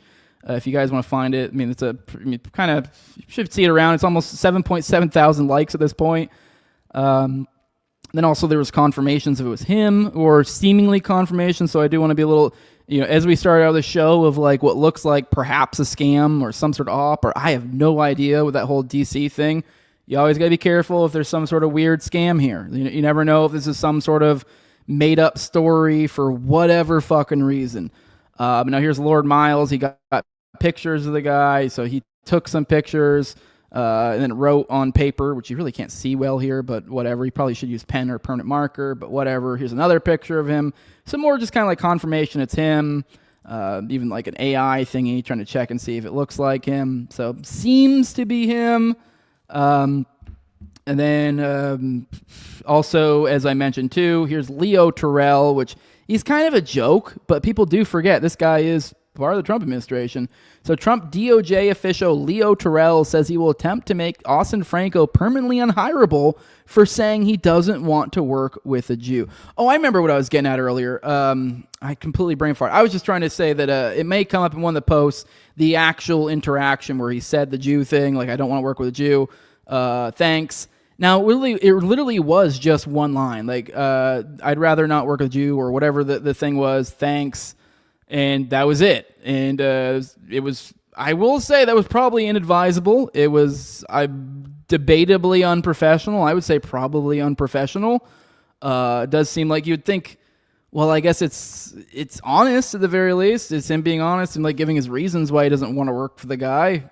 I mean, if anything, you should appreciate that, really, is kind of the takeaway here is like, this kid's being honest and like, yeah, maybe it shows like bad impulse control, which I think should kind of to my point of being a professional that kind of comes with it. Like, yeah, that is kind of crazy to be like, yeah, no, I don't want to work for you because of your whatever trait. And like, now bear in mind Judaism, Jewishness. Now, when we're talking about this guy, Gay Bicorn, this is a practicing Jew. We're not talking about some ethnic thing. So I know lines get blurred here. No, this is literally a guy who is part of a belief system. That is what we're talking about here. We are talking someone who's literally part of a belief system. So, and these are also the same exact people who will go on about how awful the Muslim world is and stuff, which is completely fine. I'm fine with people doing that. Know why? Because Islam's a belief system. Same thing goes for Judaism. Now, it does get a little bit murky with the whole ethnic component, and sometimes they'll be like, this guy's a Jew. You're like, does he practice Judaism? No. Like, okay. I mean, sorta. I guess you could just call yourself. But we're talking about an actual Jew here. But yeah, so I don't think it was probably kind of dumb. I do got to admit there, in a professional capacity, that does seem really fucking stupid. It does seem, and I'd say debatably, if not like pretty obviously unprofessional. So don't think he should have done that, to be very clear, but also like, yeah, sure, is somebody being minorly unprofessional and crazy honest to like a fault. So like you'd think if you were a Jew or if this was somebody saying about it's a Christian, you would just take this and like maybe at most tell your like some other colleagues that you like you're close with to be like aware of like, hey, this guy doesn't want to work for, I don't know, white people like me. And you're like, okay, like, so don't even bother trying to pursue him or something like that. Like, not going to put an APB out on this guy to destroy his life. Like maybe someone who's relevant to discuss it with, like in my career field or whatever, like someone who may accidentally hire this guy or not even like in a blacklist way. I'm not endorsing that. I'm just like maybe a couple people. Like this just seems like something. Why would you go out of your way for this? This seems ridiculous. But here's Leo Terrell. Here he is. Here's one of his posts. It says, if this Jew hater is ever hired, please post and I will retweet. So there's Leo Terrell. Now, once again, he's a joke. He's done this a bunch of times, Leo Terrell. But either way, this is literally a person wielding political power going after a private individual for not wanting to work for a certain religious group. I don't know. It doesn't sound a whole lot like freedom to me. What's we got? I'm trying to see if there's anything else on this. All right, let's keep it popping. Now I told you I'd talk a little bit about the guy, Joe Lonsdale. Here he is. This is from Sir Escanor. Posted this. Says, the man who jumped into the Austin Franco fiasco, demanding more aggressive doxing, declaring people need to be made afraid to attack your people, is Joe Lonsdale, co-founder of Palantir, managing partner of 8VC, a $6 billion defense and surveillance fund that recruits Navy SEALs, Palantir alumni, and Nobel winners to build national infrastructure and government capability companies. Now about kosher justice warrior, Lonsdale uses position as a mentor in Stanford's entrepreneurship program to initiate a relationship with an undergrad student. He leveraged his relationship with the course professor to have her reassigned specifically as his mentee. He then hired her as an intern at his own venture capital firm to maintain proximity. Stanford's Title IX investigator found him responsible. He was banned from campus. The ban was lifted under dispute. A separated 10-year ban from mentoring and teaching students remained. So character flaw or pattern, the same man who built infrastructure with direct access to your financial data, your communications, your behavioral profile, and your identity documents used institutional power over a young student the same way he now uses a public platform to access, to pressure, to make people afraid. He called a 19-year-old student's private message a public emergency. He called for consequences. He inserted himself into a story that had nothing to do with him. Because men like this don't stay quiet when they sense an opportunity to remind you who holds the keys. This is the mentality behind Palantir, behind Pentagon contracts, behind ICE, behind every intelligence architecture that touches your life without asking. They don't just want your data. They want you to know they have it, and they want you to think twice before you say a word on it. Smile, he says. And a little smile, I guess for the audio people here, they're pointing to a picture of Joe Lonsdale looking creepy as shit. He does have a very creepy smile, it seems. By the way, for those who aren't aware, this guy is a practicing Jew as well. So it looks like we have a group of powerful Jews conspiring to destroy a 19-year-old boy's life. I mean, just objectively speaking, I mean, if I get this taken down over saying this, that is insane because that is exactly what is occurring here. And a little bit more on the kid. I don't know if you guys caught this part. We mentioned it a couple times in the article. Here's Darth Powell saying the wildest part of this whole story is the guy who doxed the kid runs an ID verify company. The guy you're supposed to trust with your identity doxed the kid. Now, I guess, like I said, it was kind of debatable whether, but even then, that's all the more like, dude, you were professionally, your thing is like protecting data, essentially, protecting identities, confirming identities. So you would think you should be of the utmost, like, I don't know, like beyond reproach when it comes to protecting such a thing like that, and only revealing information if you absolutely need to for whatever reason. This is not an absolutely need to position. So actually, literally both these guys, the guys we just talked about, Joe Lonsdale, he's also a guy who's essentially controlling data, has access to all of our personal, or a shitload of our personal information. And then we have another guy on a smaller level, who the 24-year-old kid who's also running an ID company. And like even the idea that he went to the press with this at all, or even brought this up at whatever, I think really displays, especially given what your company is, an insane level of unprofessionalism. So now when I mentioned Austin was unprofessional earlier, and I think that it's fair to call this unprofessional, okay, that doesn't then necessitate completely dragging him online or destroying his life. And doing that as, a 24-year-old CEO of a company is far, especially a company that's whole thing is data, protecting data, confirming identities. Just saying, doesn't look good. I think it's all the more like, dude, you should not be doing this. This is unprofessional. That's fucking crazy. Like, this is literally your profession. It flies in the face of this. So, yeah, crazy situation, and super demonstrative of like, fucking be careful. Now, continuing on, here is, now more on the Verify ID thing, actually. Here is Gabe Einhorn in his own words. My name is Gabe Einhorn. I'm a 24-year-old founder building Verify ID, which verifies renters' identity and income that matches them with apartments they can actually afford. For landlords, this helped them fill units faster, decrease occupancy, and raise NOI. I posted last week about an anti-Semitic incident, and since then it's blown up everywhere. Social media is flooded with people who hate Jews. Sorry, I accidentally clicked out of this thing. To hate Jews, and their only goal is to try to destroy us, as you see below. This guy just wants to destroy my business and take down any Jewish person. Thank God there are many good people out there who have been supporting me and are standing up to hate. If you're seeing this and want to be involved with what we're building, both with Verify ID as well as our fight against hate, please reach out. Now, Gabe right here is quote tweeting this guy named Mo Khan. The tweet being, damage Gabe Einhorn by leaving his business a 1-star review on Google. It's time to show Jews they can't keep destroying lives without consequences. And here's a picture of the kid. And it shows his shows Verify ID, which I guess at the time of screenshot on this, I only had 5 reviews. I haven't checked it since then. I'll be honest, I did not do this, and I don't know if I really even will. Kind of in the same spirit of like, I don't know if although I will say it's far more justified doing this than it is what Gabe did, and I think debatably you can't, because anyways, sorry, I probably should say what Mo said. He says, damage him by leaving a business, 1-star review on Google. Oh, I already did say that. I'm retarded. But it's already down to, I guess, 2.6. There's 5 reviews. I'm assuming they all review bombed it. Now, this is a little, I don't know. I don't really, because it doesn't give me the warm and fuzzies. But as I just said before, especially given what this guy's fucking job is, this isn't even really a dishonest attack on his business. This business is completely fucking unfit to exist, as demonstrated by those running the business and what the business does. As I said here, it says, you're running a business that verifies ID, doxed a kid, and ran to the press like a little bitch. Call me crazy, but yeah, I hope your business crashes and burns the same, and the same goes for anyone else who would so shamelessly weaponize their identity, Jews or not. Just seems to be oddly crazy prevalent amongst Jews. So that's my issue there. Now I will say, I guess commenting kind of in the same vein of theory, I guess, I have been kind of annoyed. It's been a smaller contingency. I think most people have the IQ points to realize why this is retarded.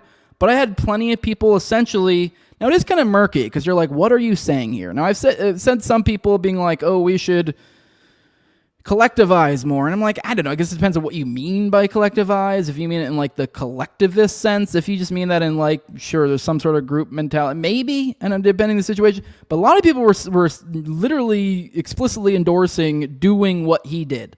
Like if there is some sort of example, if, for example, literally exact same scenario, like you're running a business and someone goes, I'd rather not work for Whitey. And then you go, oh my God, look at this. And you go to the New York Post and like, let's get my high-powered whitey people out here to go and drag this guy. No, that's super fucking gay. Like that's not cool. Like I don't think you should do that. I think that's gross. I think that's just dumb. I think it's weaponizing your identity. I think you should just go, okay, this person doesn't like the idea that people have to like your demographic. If anything, that seems it seems counteractive, like, or to what you want. You're actually probably more likely to get people not to like your demographic if you're behaving like, if someone's like, I don't want to work for whites, and you're like, well, let me destroy your life. You're like, okay, well, why would anyone want to work for you? Like, you're a white guy, and you're kind of displaying why someone would not want to work for at least you, the one specific white guy. And given the context, it kind of makes you wonder about all the white guys, especially if it's a group of white guys coming together and going, hey, you can't do this because you're white. Now, once again, Judaism's a belief system. I'm actually far more sympathetic, funny enough, while I still don't agree with it, like I still think it applies here if we're talking race, but I will actually grant race is actually, I'd be more sympathetic if this were racial. This isn't racial. This is a belief system. This is Judaism.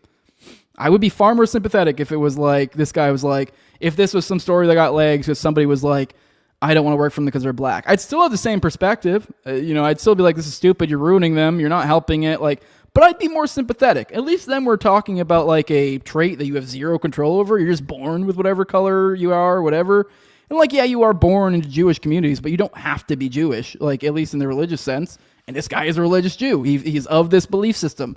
And this is what he's being criticized for. So, I mean, to come across this and freak the fuck, I mean, whatever. Anyways, be a little bit more sympathetic. Like, I mean, yes, you may make the case that like black people may have like a culture about them, so similar tens of belief systems. But if you're talking about literal religion with like actual, enshrined belief systems, a little bit different. We're talking about a way of life. And I think there's a lot of people who agree. They tend to not like the general idea of what the way of life of these sorts of people can be. And what's his face is one of them. So Austin. So and he was a little maybe too honest about that.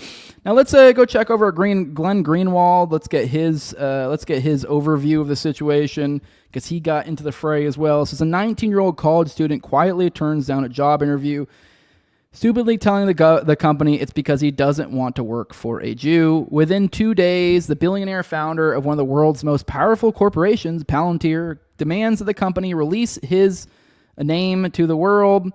The company instantly complies. So I guess he did, is according to Glenn. I don't know if that's legit.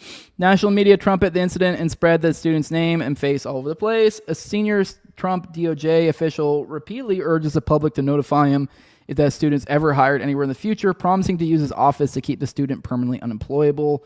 Adults with large influential platforms, pundits, media types, even elected officials right here on X routinely say things as bad as, and often much worse than, pretty much every other group you can think of without facing a single consequence, let alone a completely unhinged, coordinated campaign of very powerful people to ruin their lives forever.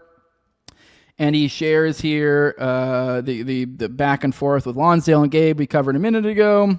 And then also Leo Terrell. I think he gives some more examples in here too of other people saying crazy shit, which I don't know, whatever. I don't need to bore you guys with that. You guys get that.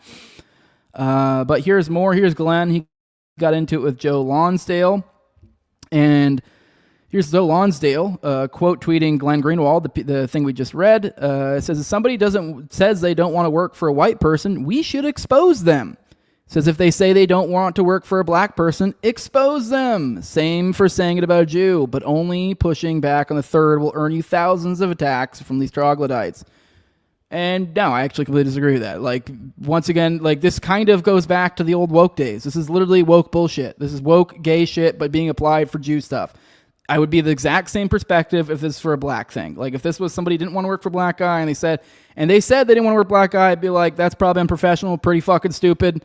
I wouldn't, inadvisable, but fine. You probably shouldn't be suffering a coordinated attack amongst the most prolific blacks in the world as a result of it. And I would be shaming them all the same. Now, maybe it wouldn't get legs because it wouldn't really hit in this current paradigm the way this is. But either way, this is ridiculous. This is the line they're towing right now, though, that like you should do this for any race, any demographic, because it's just not cool. And then Glenn responded. He says, "You didn't berate the CEO's redaction of his student's name by appealing to some lofty universal principles of human rights like you're doing now. You explicitly told him he should release the student's name because it's his responsibility as a Jew to do so in order to stand up for his people." Which, by the way, if you're unaware, I'm pretty sure Glenn's a Jew, right? And now ethnic, to be fair. I don't think he practices. Also, can you point to any instances where you led similar campaigns against a 19-year-old for a bigoted statement against groups other than Jews? And do you actually think it's appropriate for a senior DOJ official to get involved by trying to make sure no other employer ever hires him as happened here? And then Joe endorses it, says, "I think it's the responsibility of a black leader to stand up for their people, and it's our responsibility to do the same for white people. I fought back courageously against anti-white male DEI BS before others. Leadership requires courage to confront racism and hate." So it's just funny how they like frame this like, oh no, racism and hate. You're like, no, that's the gay thing where if you want to be racist, if you want to hate, fine. Why do we need to destroy your life over it? I don't generally agree with it depending on how you're defining it. Like generally that does not work well. From now, it's funny. I responded. I almost got the ratio. I'm gonna give a little retweet, send it over the edge. All I said was nothing courageous about it. It's pathetic to frame it as such, which it is, but just more, and even more, once again, to this point of they're riding this line. Here's Gabe again. Says to everyone saying, I'm proving his point right, is just trying to normalize the hatred of Jewish people. That's the only point being proven. If you don't want the job, great. No one cares. Apparently he does. But saying you don't want to work for Jews is a statement. Okay, move on. If he said he didn't want to work for any other race or religion, it would be the same response, probably even louder. But for some reason, if a Jew stands up against it, we are lying or we are wrong. And the hate is just doubled down on. I responded, I said almost every other race, religion would just move on with their day. You literally don't have to be this way. And I quote tweeted another reply of his where I said, if you think I'm a piece of shit for this, you're anti-Semitic. And gave a little meme of like, guess we're anti-Semites then. Because once again here he is, he's going thank you to New York Post for highlighting this, thank you to everyone who's showing this, everyone who's commenting even more hate and justifying this. You're proving the point even more that anti-Semitism is real. Okay, sure, whatever. I mean, what? So of course I responded to that like, if you think I'm a piece of shit, you're anti-Semitic, and like, well, I guess we're anti-Semites. If that is how we're defining the term, sure, I have zero problem with that. If you were saying this is just how Jews are, and if you don't like it, you're against Jews, fine. If you are saying this is how Jews behave, I mean, I'm just operating under your paradigm here. But I know I did. I said, I basically said like, if anybody else, this happened to anybody else, like no one would give a shit. And I was just curious. I actually put out, I guess you could say, a poll of sorts. I asked for a response. Now, I didn't get a large enough sample size. If you guys want to help out, I'll give another retweet, see if we can get some legs on it again. But I said, genuinely curious to hear from different races / religions out there. Would you give a fuck if someone didn't want to work for you because of your race / religion? Additionally, would you openly conspire with your cohorts of the same race / religion to destroy said person's life? Then I quote, showed a little piece from it, what he just said, where he said, if he said he didn't want to work for any other race or religion, it would be the same response, probably even louder. But for some reason, if a Jew stands up against it, we are lying or we are wrong, and the hate is just doubled down on. So that was, responding to that, which funny enough, I think Austin, even in his initial thing, literally said, like, basically any other, like, no one really gives a shit, like, this is ridiculous that you would act this way. And then they're trying to act like, well, anyone would do this. What? And as you just scroll through, you can scroll through this. You see, I got a Christian here, not sure gnosis. So if any other race, religion didn't want to work with me, I'd say, okay. The only reason I would think more about it, I would wonder, what did I do to make that guy not like me? We got Anna Escobar, which I think she's some sort of black African-American or Hispanic or something like that. Says, people of color deal with this all the time, and we don't go crying to the New York Post. Fake victims like that guy try to align themselves with marginalized communities because they think the victim card will still work. Too late, the goyim are awake. I guess somebody else says, who cares? Don't know what he is. I mean, anyone of sound mind does not give a damn if they dislike for reasons beyond their control. So it would not bother me if they did not want to work for me. Feeling a need to destroy them is a sort of histrionic reaction you would expect someone of weak mind.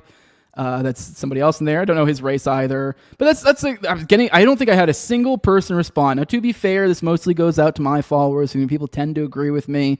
Now, feel free to retweet it to expand the reach, but I really didn't get the closest thing to a negative response is this one random broad going, I mean, y'all upset about a kid. Meanwhile, Gaza. And they're like, okay, yeah, lady, I'm upset about Gaza. I just did like 30 minutes to an hour earlier on like foreign policy. So like, suck my dick. But anyways, also this is kind of like, while this is sort of silly, I almost put this in my like icebreaker content for today. It does seem sort of silly. It's actually pretty substantive, and this is kind of the root of a lot of these issues, like Gaza. So, well, whatever. But yeah, so we see plenty of people. We got this one person said, we Muslims literally hear worse. We can get the fuck out of here. So I haven't really seen anyone like without an axe to grind saying otherwise. And there's plenty. I've seen plenty of people that are trying to gaslight, and they'll all frame it as like, well, no one would be against this. You know, like anyone of any demographic, like you would like if this wasn't just for Jews and like pretty much most races. I mean, if we're going to be a little bit racist here, let's be real. Like, what aside from Jews, who would behave like? I mean, we have maybe Indians. I mean, Indians have a little bit of reputation, especially internationally, like online. Blacks maybe in the past, but less so these days, right? Like it's kind of waned out. I mean, it's still a thing somewhat, but it's less so. Some of the gays, but same deal. Theirs is kind of chilled out. That's kind of like we still have some of the vestiges of the woke era, but like the only thing this floats for really is Jews and sort of Indian, but not really. Like it's kind of like maybe internationally, and they sort of maybe get the perception of they're doing stuff because they, all their tech shit, and they can kind of. But in reality, most people just kind of laugh. No one cares. But anyways, yeah, I thought that's ridiculous. Here's a black lady also, Wanjiro Najoya, who's I believe she's a fellow or something along the lines over at the Mises Institute, black lady. See a lot of great takes from her. So this teenager said Jews are not good people, so now he's being destroyed for saying that. She said Jews are too good people. If you dare say otherwise, we'll destroy you. It's just like telling blacks they're violent. We're not violent. Say that to my face and I'll pulverize you, which is funny. This is a black person saying that, which not that it matters. I mean, not that I know this person closely, but I bet you she probably doesn't give a shit. I've seen her have lots of base takes about stuff like that. You're kind of pointing out the same thing. This is ridiculous. The acting, and then even more so, we have a double standard as well, which people won't even get this. Here's someone says, why don't we talk about your two-tier standards? Here's someone respond to Jill Kallat-Lustugman, said, my son is looking for a job. He'd prefer to work for a Jew. Where can I find the posting? A Jewish mother. Gabe responds, message me, which is like, that is just the inverse of the, like, if you're fine with someone preferring a Jew, you should also be fine with preferring not to work for a Jew. Like, I mean, I guess obviously you prefer them in some sense because you are a Jew, but either way, to like treat that as some sort of attack, like if you're being consistent here, you should be like, well, why does he prefer to work for a Jew? Huh? Because I mean, by extension, that means he does not as much prefer to work for other ones. So, I mean, this is pretty obvious to me. This is now a lot of people I don't think get this. There's like, but it's not discriminate. It is discrimination. It's just a little bit more of it's a discrimination of the kind of when you're like, black people's got big dicks. I mean, I guess that's not even discrimination, but I guess that's more like stereotype, quote unquote racism. It's people kind of overlook this since it's like, but it's not as overt as like a not for specific entity. It's like just preferring one, but this is just in-group bias. That's perfectly fine. There's nothing wrong with Jews wanting to work for Jews. There's nothing particularly wrong with, non-Jews wanting to work for non-Jews. It just, those are your preferences, and you may have good reasons. I've seen lots of people posting plenty of good reasons to generalize a religious community that behaves in certain manners as of late. A religious community we've mentioned multiple times in this thing. Just being careful for censors purposes. So, once again, this is a belief system. They do have tend to have certain patterns of behavior, which you even do sometimes see that along racial groups, but far less so, since that's the only thing binding you is genetics. To a very less, not a great degree, really. And then whereas when you're talking about this, you're talking about a literal belief system with beliefs ingrained. So you do tend to see certain behavioral patterns. And there's not that crazy for people to notice those patterns and go, I don't want to interact with those patterns. Now, I would not advise you telling your employer this, but here we are. With that, let's roll into the chat. Spent way too long on that. Let's say hello to you beautiful people.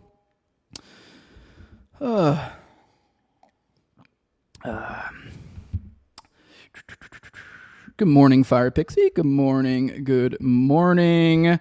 Good morning, JC. Good morning, Fat Cats. We got Fire Pixie over on Rumble now. Nice. Doubling up the support. Good morning, Nick Rivera. This is 2026. We all anti-Semitic now.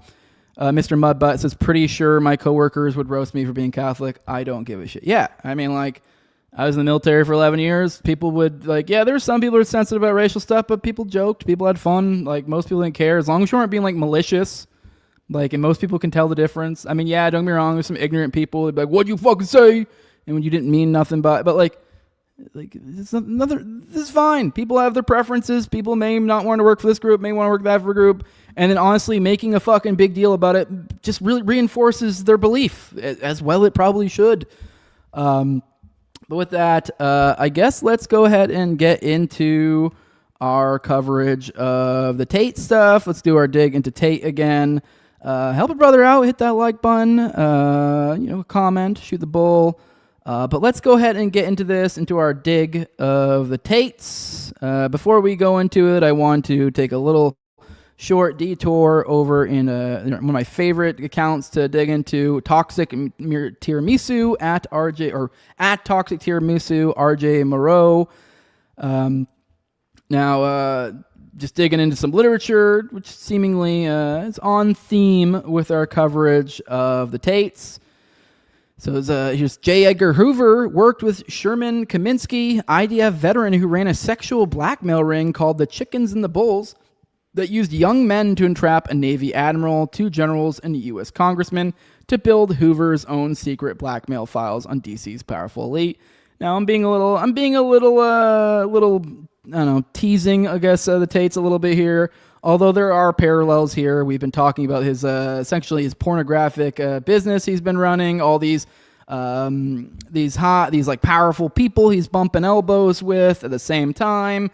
I mean, there's a lot of similar patterns here. Now, the gay stuff, the young men entrapping, obviously I'm just being silly. That's more just me inserting the gay vibe just to tease the Tates again, because as I like to remind you guys, they literally made their millions off of flirting with dudes. So what they would do is they would, they manipulate these women in multiple ways, but one of the ways they did it is they'd have the women doing all their, oh, here's my this, here's my that, and doing all the dirty stuff. And as they're doing that, you would have the Tates on the little keyboard messaging the dudes, being like, oh, what do you want me to do? You want me to rub my boobie? Oh yeah, oh I bet you're so hard. Oh yeah. Like that is what the Tates were doing. This is the sort of stuff these top G's, these big dogs, these masculine men, they're flirting with dudes.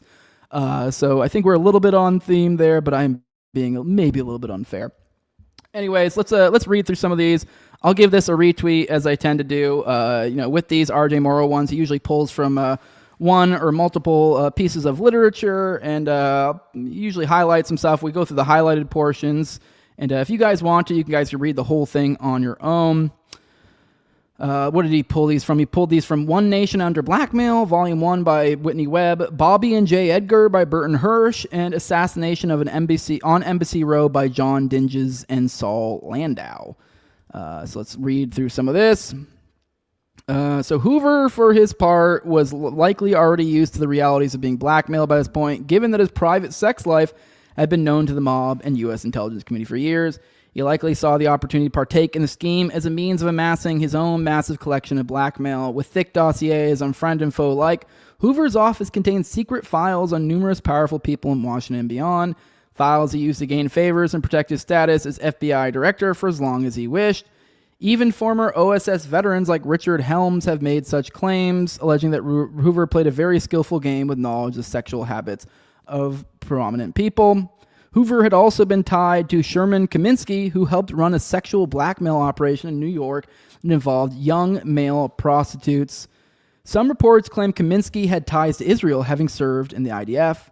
The ring, which was called the Chicken and the Bulls by the NYPD, targeted prominent men who were closeted homosexuals throughout the United States, many of them married with females. Among them who had been blackmailed were a Navy admiral, 2 generals, a U.S. congressman, prominent surgeon, an Ivy League professor, and well-known actors and television personalities.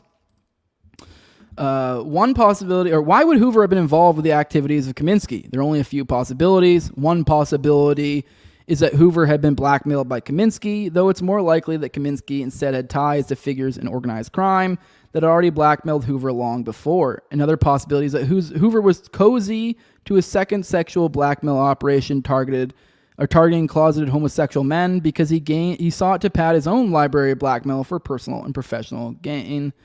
Hoover's reluctance to tackle organized crime as FBI director. Hoover repeatedly declined to use the Bureau to target organized crime networks, referring to organized crime as a local problem in which the FBI did not need to intervene for most of his nearly 50-year stint as the top law enforcement administrator in the country. Hoover's apparent aversion to targeting organized crime networks, such as those in which Rosenthal and Lansky figured prominently, allowed organized crime to grow very strong in economic and political terms, so it became a much bigger threat to the well-being of this country than it would have been if it had been addressed much sooner. And despite efforts at every level to explain away the scandalous stories, enough kept breaking loose to suggest that Summers was onto something. Featured by Murray Weiss in the New York Post of February 11th, 1993, documents the 1966 probe of an extortion ring by Manhattan District Attorney Frank Hogan's racket squad. The Chicken and the Bulls, as extortionists call themselves, sent young men into hotel and airport bars to proposition distinguished-looking male visitors and lead them to hotel rooms. Other members of the gang would burst in, posing as police detectives, and shake the victims down. Organized by Sherman Kaminsky and Edward Murphy, the gang entrapped a wide range of educators, entertainers, a lot of military brass. One admiral, William Church, killed himself rather than risk disclosure. And the prominent congressman Peter Frelinghuysen, I definitely got that wrong, a photo turned up of Hoover himself posing amiably with Kaminsky, while Clyde Tolson had reportedly fallen victim to the extortion ring. Hoover's picture disappeared from the files and Kaminsky went underground. Declassified New York government files and spade work by private detectives substantiated the allegations there was indeed a blue suite at the Plaza Suite 233. Roy Cohn was providing protection, Klotz discovered. There were a bunch of pedophiles involved. That's where Cohn got his power from, blackmail. Like scorpions investigating coitus, Roy Cohn and J. Edgar Hoover would continue to circle each other with wary fascination for decades. All right, let's dig into, now that we evaluated that parallel, let's look at the modern, one of the modern iterations of this with the Tates. So let's dig back into our reading here. So he is, within a couple years of launching the War Room, Tate reported that at least 140 students were making money from pornography. Everyone here is banking 10 to 15K extra a month, he wrote. Members shared screenshots of women they had recruited. Fucking cash waterfalls, one wrote. Another, who called himself a god amongst men, talked about scouring college campuses across San Diego for women to smash and then recruit. He was hoping to get to millionaire status this year. One star pupil was a Texan man who said he was making six figures while his girlfriend streamed for 13-hour stretches. He posted a photograph of her bent over stool in a grimy workspace next to a table set with what appeared to be lubricant, wipes, and sex toys. Got her in chatterbait and sleep in the concrete floored garage with no AC, spiders, and roaches. He wrote, absolutely legendary work, Tristan responded. The most zealous pimp was a meaty, shaven-headed Romanian named Vlad Obuzic, who ran a webcam studio in Bucharest. Obuzic was starstruck by Tate, who he said was way above my level. He enthused that using his mindset helped me a lot exploiting females. Previously, Obuzic said, he had been careful not to mix love with business, but since Tate had taught him that a woman is loyal only to the dick that's currently fucking her, he started having sex with his top worker. In his estimation, his arrangement was going well. She was always crying because of me, which is a good thing, he wrote. I have control 95% over her mind. When another member asked Obuzic how he subdued recruits, he gave a recent example. I took her keyboard and hit her in the head with it. She went in the room and worked 7 hours without any break. So that's assault. He said, later adding that he had beaten every woman he had been with. Great. Some users were perturbed by Obuzic's stories. That just sounds like abuse to me, one wrote. But the Tates elevated Obuzic. He got his own channel, The Revenge Room, where he taught raw, uncensored methods of pimping and handling women. Great. As the status grew, he dispensed lessons on handling local law enforcement. I had multiple charges for beating people up, hitting them with bricks in the head, etc., and I just paid $500 to $1,000, and nothing happened, he said. If you position yourself right, corruption suits you. In the compound, the influence of the Tates' father lingered. Andrew's former harem member said his dad told him that he needed to procreate as much as possible and spread their genes. Women became pregnant. Andrew has said that both he and Tristan have double-digit children. I'm the big gorilla, he said. I take the fertile females and I impregnate them. Mothers were moved to their own apartments where they kept working on camera. That's gross. The brothers sometimes visited, and Andrew had described meeting out harsh discipline. My kids obey me like fucking soldiers, he said. On his orders, his 5-year-old son would sit for hours in silence. Doesn't fucking move, doesn't say a fucking word because he's scared for his fucking life. I remember seeing that clip. I don't know if the kid actually does that, but like if that is the case, that's wild. Elsewhere in American Village, discipline was often administered by 2 Romanian women. Tate had assigned Georgina Nagol to keep the farm animals on task, and a former police officer named Luana Radu was brought in to work alongside her. The 2 were a ferocious team. They issued instructions through a WhatsApp group called Suspicious Death. It punished workers who failed to comply.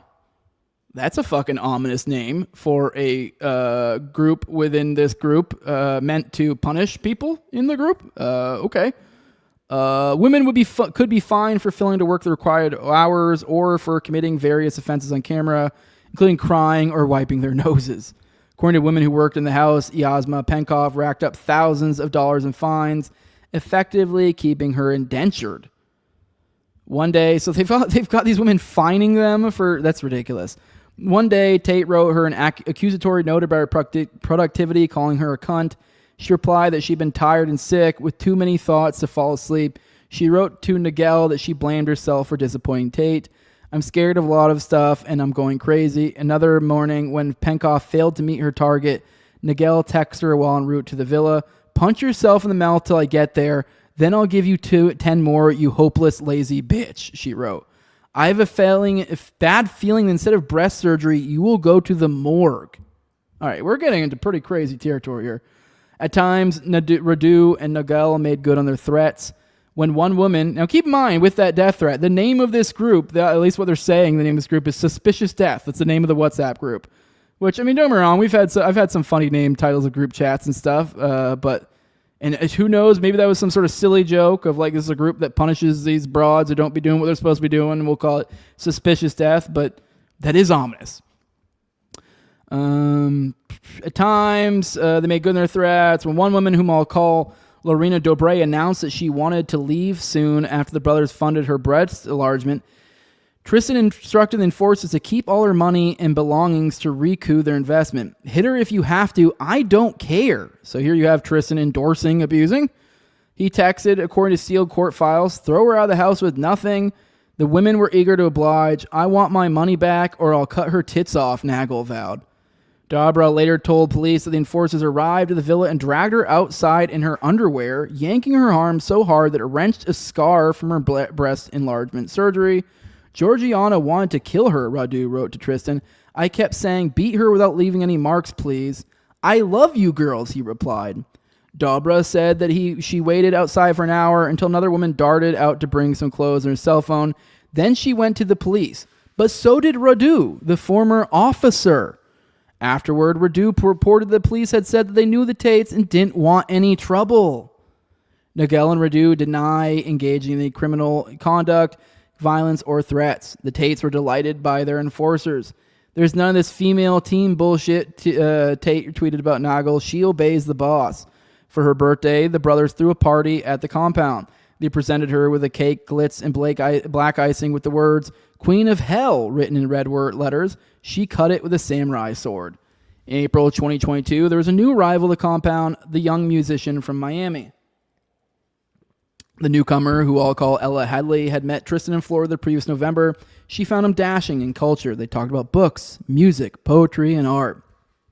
And she felt that they were connecting deeply. In WhatsApp messages to her mother, she wrote that she had made an amazing friend and sent a photo of Tristan in a crisp white shirt. He owned beautiful homes in Romania, Monaco, and Miami, and was building a mountain residence near Dracula's castle. Her mother sounded skeptical. He's very good looking, she wrote. Sure, he's got girls pining all around, but Hadley insisted he was a true gentleman. Like other women the Tates cultivated, Hadley had a difficult past. She had been sexually abused as a teenager, and a former boyfriend had recently died by suicide. In Tristan's room at the Mandarin Oriental, she confided in him about her ex-boyfriend's death. He said that he'd once lost someone he cared about too. A girlfriend had died in a car accident. They discussed the strange contours of grief. "You've made me feel things I haven't felt in a long time," she texted him. As their courtship progressed, Hadley told Tristan, part of me wants to do anything you ask." He replied, "I love how submissive you are." One night, he invited her to a bar where members of the war room were gathered, and she played piano for them. He told her that she dazzled him. Back at his hotel, they had sex, and he choked her till she lost consciousness. "I remember when you passed out," he texted her after. Wow, he's texted like it's romantic, which, I mean, I guess whatever, that's your thing. Although it seems a little bit more than just a lot of these girls' things, and this seems to be weirdly consistent. Hadley told her mother that Tristan wanted to bring her to Romania and take her to visit waterfalls and cultural festivals. "Awesome plans. Makes me dream," her mother replied. "But keep your feet well anchored." Tristan texted Hadley that she'd live in a big house close to his own. She would teach him piano, and he would help her launch her music career. After paying for her flights, he laid out some ground rules. The first was that he would not tolerate body hair. But the most important was that she must never talk to anybody in Romania unless he introduced her. "Romania's my world," he wrote. "No friends from outside." When Hadley landed in Bucharest, Tristan picked her up in a blue Rolls Royce. On the drive to the compound, she recalled he made a joke about kidnapping her, and she was unnerved. When he took her to his bedroom, she later told police, "I simply froze and had sex with him." Hadley soon learned that Tristan was having sex with several of his workers. "I did not cry, nor did I complain," she said. "I was scared." He urged her to start posting for him on OnlyFans, but she resisted. "I can't show my body," she texted him. "I want to teach you music and find a job nearby." Still, after 3 days, Tristan moved Hadley into Villa 67 with the other recruits, who she thought looked unhappy and malnourished. Later, she said she heard Nagel threatening to beat them if they broke the rules. Hadley noticed another newcomer at the villa, a young Moldovan woman whom I'll call Liana Vintila. She seemed constantly upset, and Hadley decided to talk to her. At a party at the compound, she found a moment to draw her aside. Hadley learned that Vintila had been working as a restaurant hostess in London when Andrew connected with her on Instagram and began bombarding her with flattery. When she found videos online of him talking about pimping, he assured her that it was just show business. But when she moved to American Village, he insisted that she post on OnlyFans. After several weeks of coercion and confinement, she succumbed. "Your wife goes live today," she texted him. Vintila said that she was alarmed by life at the villa, where her housemates had nightmares, spasms in their sleep. She told Hadley that she wanted to run away, but Tate had forbidden her to leave. She was terrified of him, but he had told her by text that he had mafia connections who might try and find her, and that he had the same blood chemistry as a serial killer. A few days earlier, after she wrote him that she was miserable, he had summoned her to his bedroom. There, Vintila said, he punched her in the face and raped her, squeezing her head painfully between his hands. She said he threatened to get her pregnant and lock her in a house so that she would definitely go crazy. That night, Hadley texted her mother, "Tristan and his brother are terrible people." She said that she was making a plan to leave, along with a girl who's been struck here. Her mother replied, "I told you. Now try to get out of there quietly." Hadley booked seats on a flight to London, departing in 2 days. She texted Vintila that they would have to be careful with the brothers to make them believe we are in love, so they would not suspect us of leaving. Vintila agreed to play it cool. They imagined that one day they would look back on the experience and write a movie. Vintila wrote, "We need a fucking Oscar." While the women were prepared to flee, Hadley texted a family friend who was a Marine. She said that the Tates were keeping her in a house with other women who acted as groomers and handlers. Her friend, who had learned to spot signs of trafficking during his military training, concluded their life was in danger. He called his superior officer, who urged him to report the situation to the U.S. Embassy. When Hadley learned what he had done, she panicked. "This is super scary," she texted him. "They will kill us." As the raid team approached, she ran upstairs and locked herself in her bedroom, which is where they found her when they broke down the door. Atea Petrescu was at her grandfather's funeral outside Bucharest when her phone began buzzing with the news. The Tates brothers had been accused of forming an organized crime group to traffic women and were being held in jail. Petrescu was a PR consultant in her late 30s who vaped continually, dressed in couture, and swore with creative flair. She knew all about the Tates. Her cousin Eugene Vidiniak was their local lawyer, and he'd been asking her for advice. Petrescu looked over at Vidiniak, who was weeping as the casket was lowered into the ground. Orthodox Romanian funerals are in a league of their own, she told me. They try to squeeze the last ounce of pain and suffering out of you. Vidiniak seemed too distraught to deal with the news, so she told him that she'd handle it. In Bucharest, Petrescu joined the Tates team as a spokeswoman. She was thrilled. Many of her clients were nationalist Romanian politicians. The Tates were global celebrities. It was the case of the moment, she told me, and everyone she knew was in awe. One of her first tasks was responding to a report the Taliban was concerned about Andrew Tate's well-being. The brothers had been trying to secure residency in Dubai, and Andrew had announced that he'd converted to Islam. When the Taliban seized control of Kabul, barring women from work and girls from school, he had tweeted approvingly, "Dinner will be ready on time. The Taliban restores order, inshallah." Now, the group was apparently calling for his freedom. Petrescu's initial counsel was, "We don't want to associate with the Taliban," but she conceded, "We don't really want to upset the Taliban either." Privately, she thought, "Wow, this is my life now. I don't want to upset the Taliban." For Petrescu, that kind of cognitive dissonance was part of the thrill of the job. She loved being the only woman on Tate's crisis team and prided herself on being paid more than the men. While Tate was in jail, he had no access to the internet, but his Tate speech, newsletter, and posts on X kept appearing. Petrescu told me that she had written many of those words. She got a peculiar amusement from ventriloquizing the world's most notorious misogynist, she said. But she was also impressed by Tate. "I'm absolutely fascinated by the balls he has to say the things he says and not have an ounce of a sense of ridiculousness or guilt," she told me. The weeks after Tate's detention were chaotic. Petrescu said she could hardly keep track of the lawyers and advisors clamoring for a role in the case. Everybody saw the goose with golden eggs, she told me. She had expected someone as famous as Tate to have a well-structured operation, but what she encountered seemed to run a long chain of impulses and the deep belief that there's some sort of god-like inspiration that cannot go wrong. The Tates had a deputy managing their affairs while they were in prison.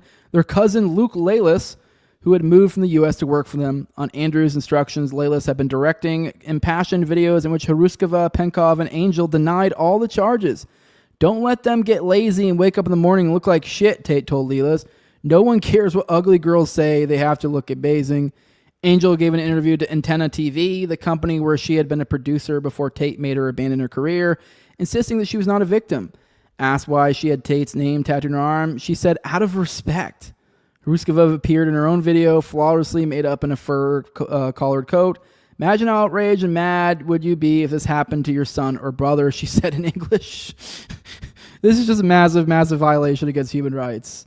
Tate was pleased. "Keep going," he told Lalis, adding, "We need the girls to cry." Their comms created a vulnerability. Prosecutors had access to transcripts of the prison calls. Tate's lawyers were dismayed when they found out. "I explicitly said to him that everything is recorded," one complained in chat. "I told him not once, but 5 times, and still." Nonetheless, the lawyers successfully petitioned the court to release the Tates on the condition that they stay in Romania and check in periodically with the police. When Andrew got jail, he announced, "I believe in God, and I think there's a fire of truth. I think that the fire of truth will eventually destroy all lies." Romania has long been regarded as European capital of human trafficking, and official corruption plays a significant role in the trade. But the prosecutor leading the case against the Tates, Raristan, had an unsullied reputation. He was known as a pugnacious investigator who had dismantled some of the country's most violent gangs. All right, we're going to leave it there, and I guess we'll get into like the aftermath of this raid, get into the specific, I think it's the legality, the fallout, that sort of stuff. Hope you guys are enjoying this. And once again, this continues to get more and more and more nuts. I know we probably at least have another couple parts, so I hope you guys are enjoying this. If you are, help brother out, do all the things, boost this bitch up. But with that, let's roll through chat one more time, and then we'll get out of here.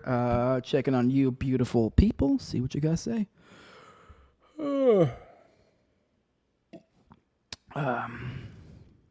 All right, well, we got Tom's vaped continually. Okay, we don't have a lot of interaction in the live chat for once. You guys are usually chit-chatting back and forth with y'all. All right, well, I guess that's that. I just have a few of y'all talking back and forth. Is that your first time? And I already said hi to you, JC. You're just talking to people in the chat. Well, all right, guys, that's that. That's all for today. I do have a little bit of a cute outro for you, another one of those cute ones. Hey, tag me in more outros. I'm kind of getting a little slim on those, whether they're cute, funny, fun. You know what an outro should be. But with that, if you want to support what I'm doing, leave a like, share, subscribe, comment, leave a 5-star review on iTunes or Spotify. You can find the show on YouTube, Rumble, all the major audio podcatchers, and Twitter as well. And if you want to support the show in the best way you can, on Twitter, that's at Targeting Jose. Everywhere else, it's No Way Jose. If you want to support the show in the best way you can do that with money over at patreon.com/NoWayJose2020. Top left-hand corner, you got the URL there. It brings you to the same exact place. It's a low level of $2, give you access to a whole host of perks. I give you guys 1 to 2 episodes behind the paywall per week. Typically, try to keep about 3 or 4 behind the paywall at any given time. Also give you guys access to ad-free RSS feed, to the Telegram, the pre-show, the post-show, and video calls, and me and Austin's weekly live call-in show, which is on Tuesdays tomorrow at 9:30 p.m. Eastern. And also give a big shout out to the highest level of my Patrons. A big thank you for their support. My previous coach and Tower Gang, at Learner Toad, also at Abrogate D's, at ZOVRCK, at _Zeel, Tim Tell, at John Klebo, big fan of the show, Torme, at Wayne Tackers, More Cover Kids, No Free Lunch, Jack, Mark Vestibule, Jacob Wintergrad, Big Eric Keep Podcast, and John Black, that beautiful bastard. And with that, guys, we'll see you tomorrow, probably, unless there's something else comes up, around 11 a.m. Eastern. If not, we'll see you already dead, 9:30 p.m. Eastern. But we will see you next time we see you. I love you all. Bye-bye.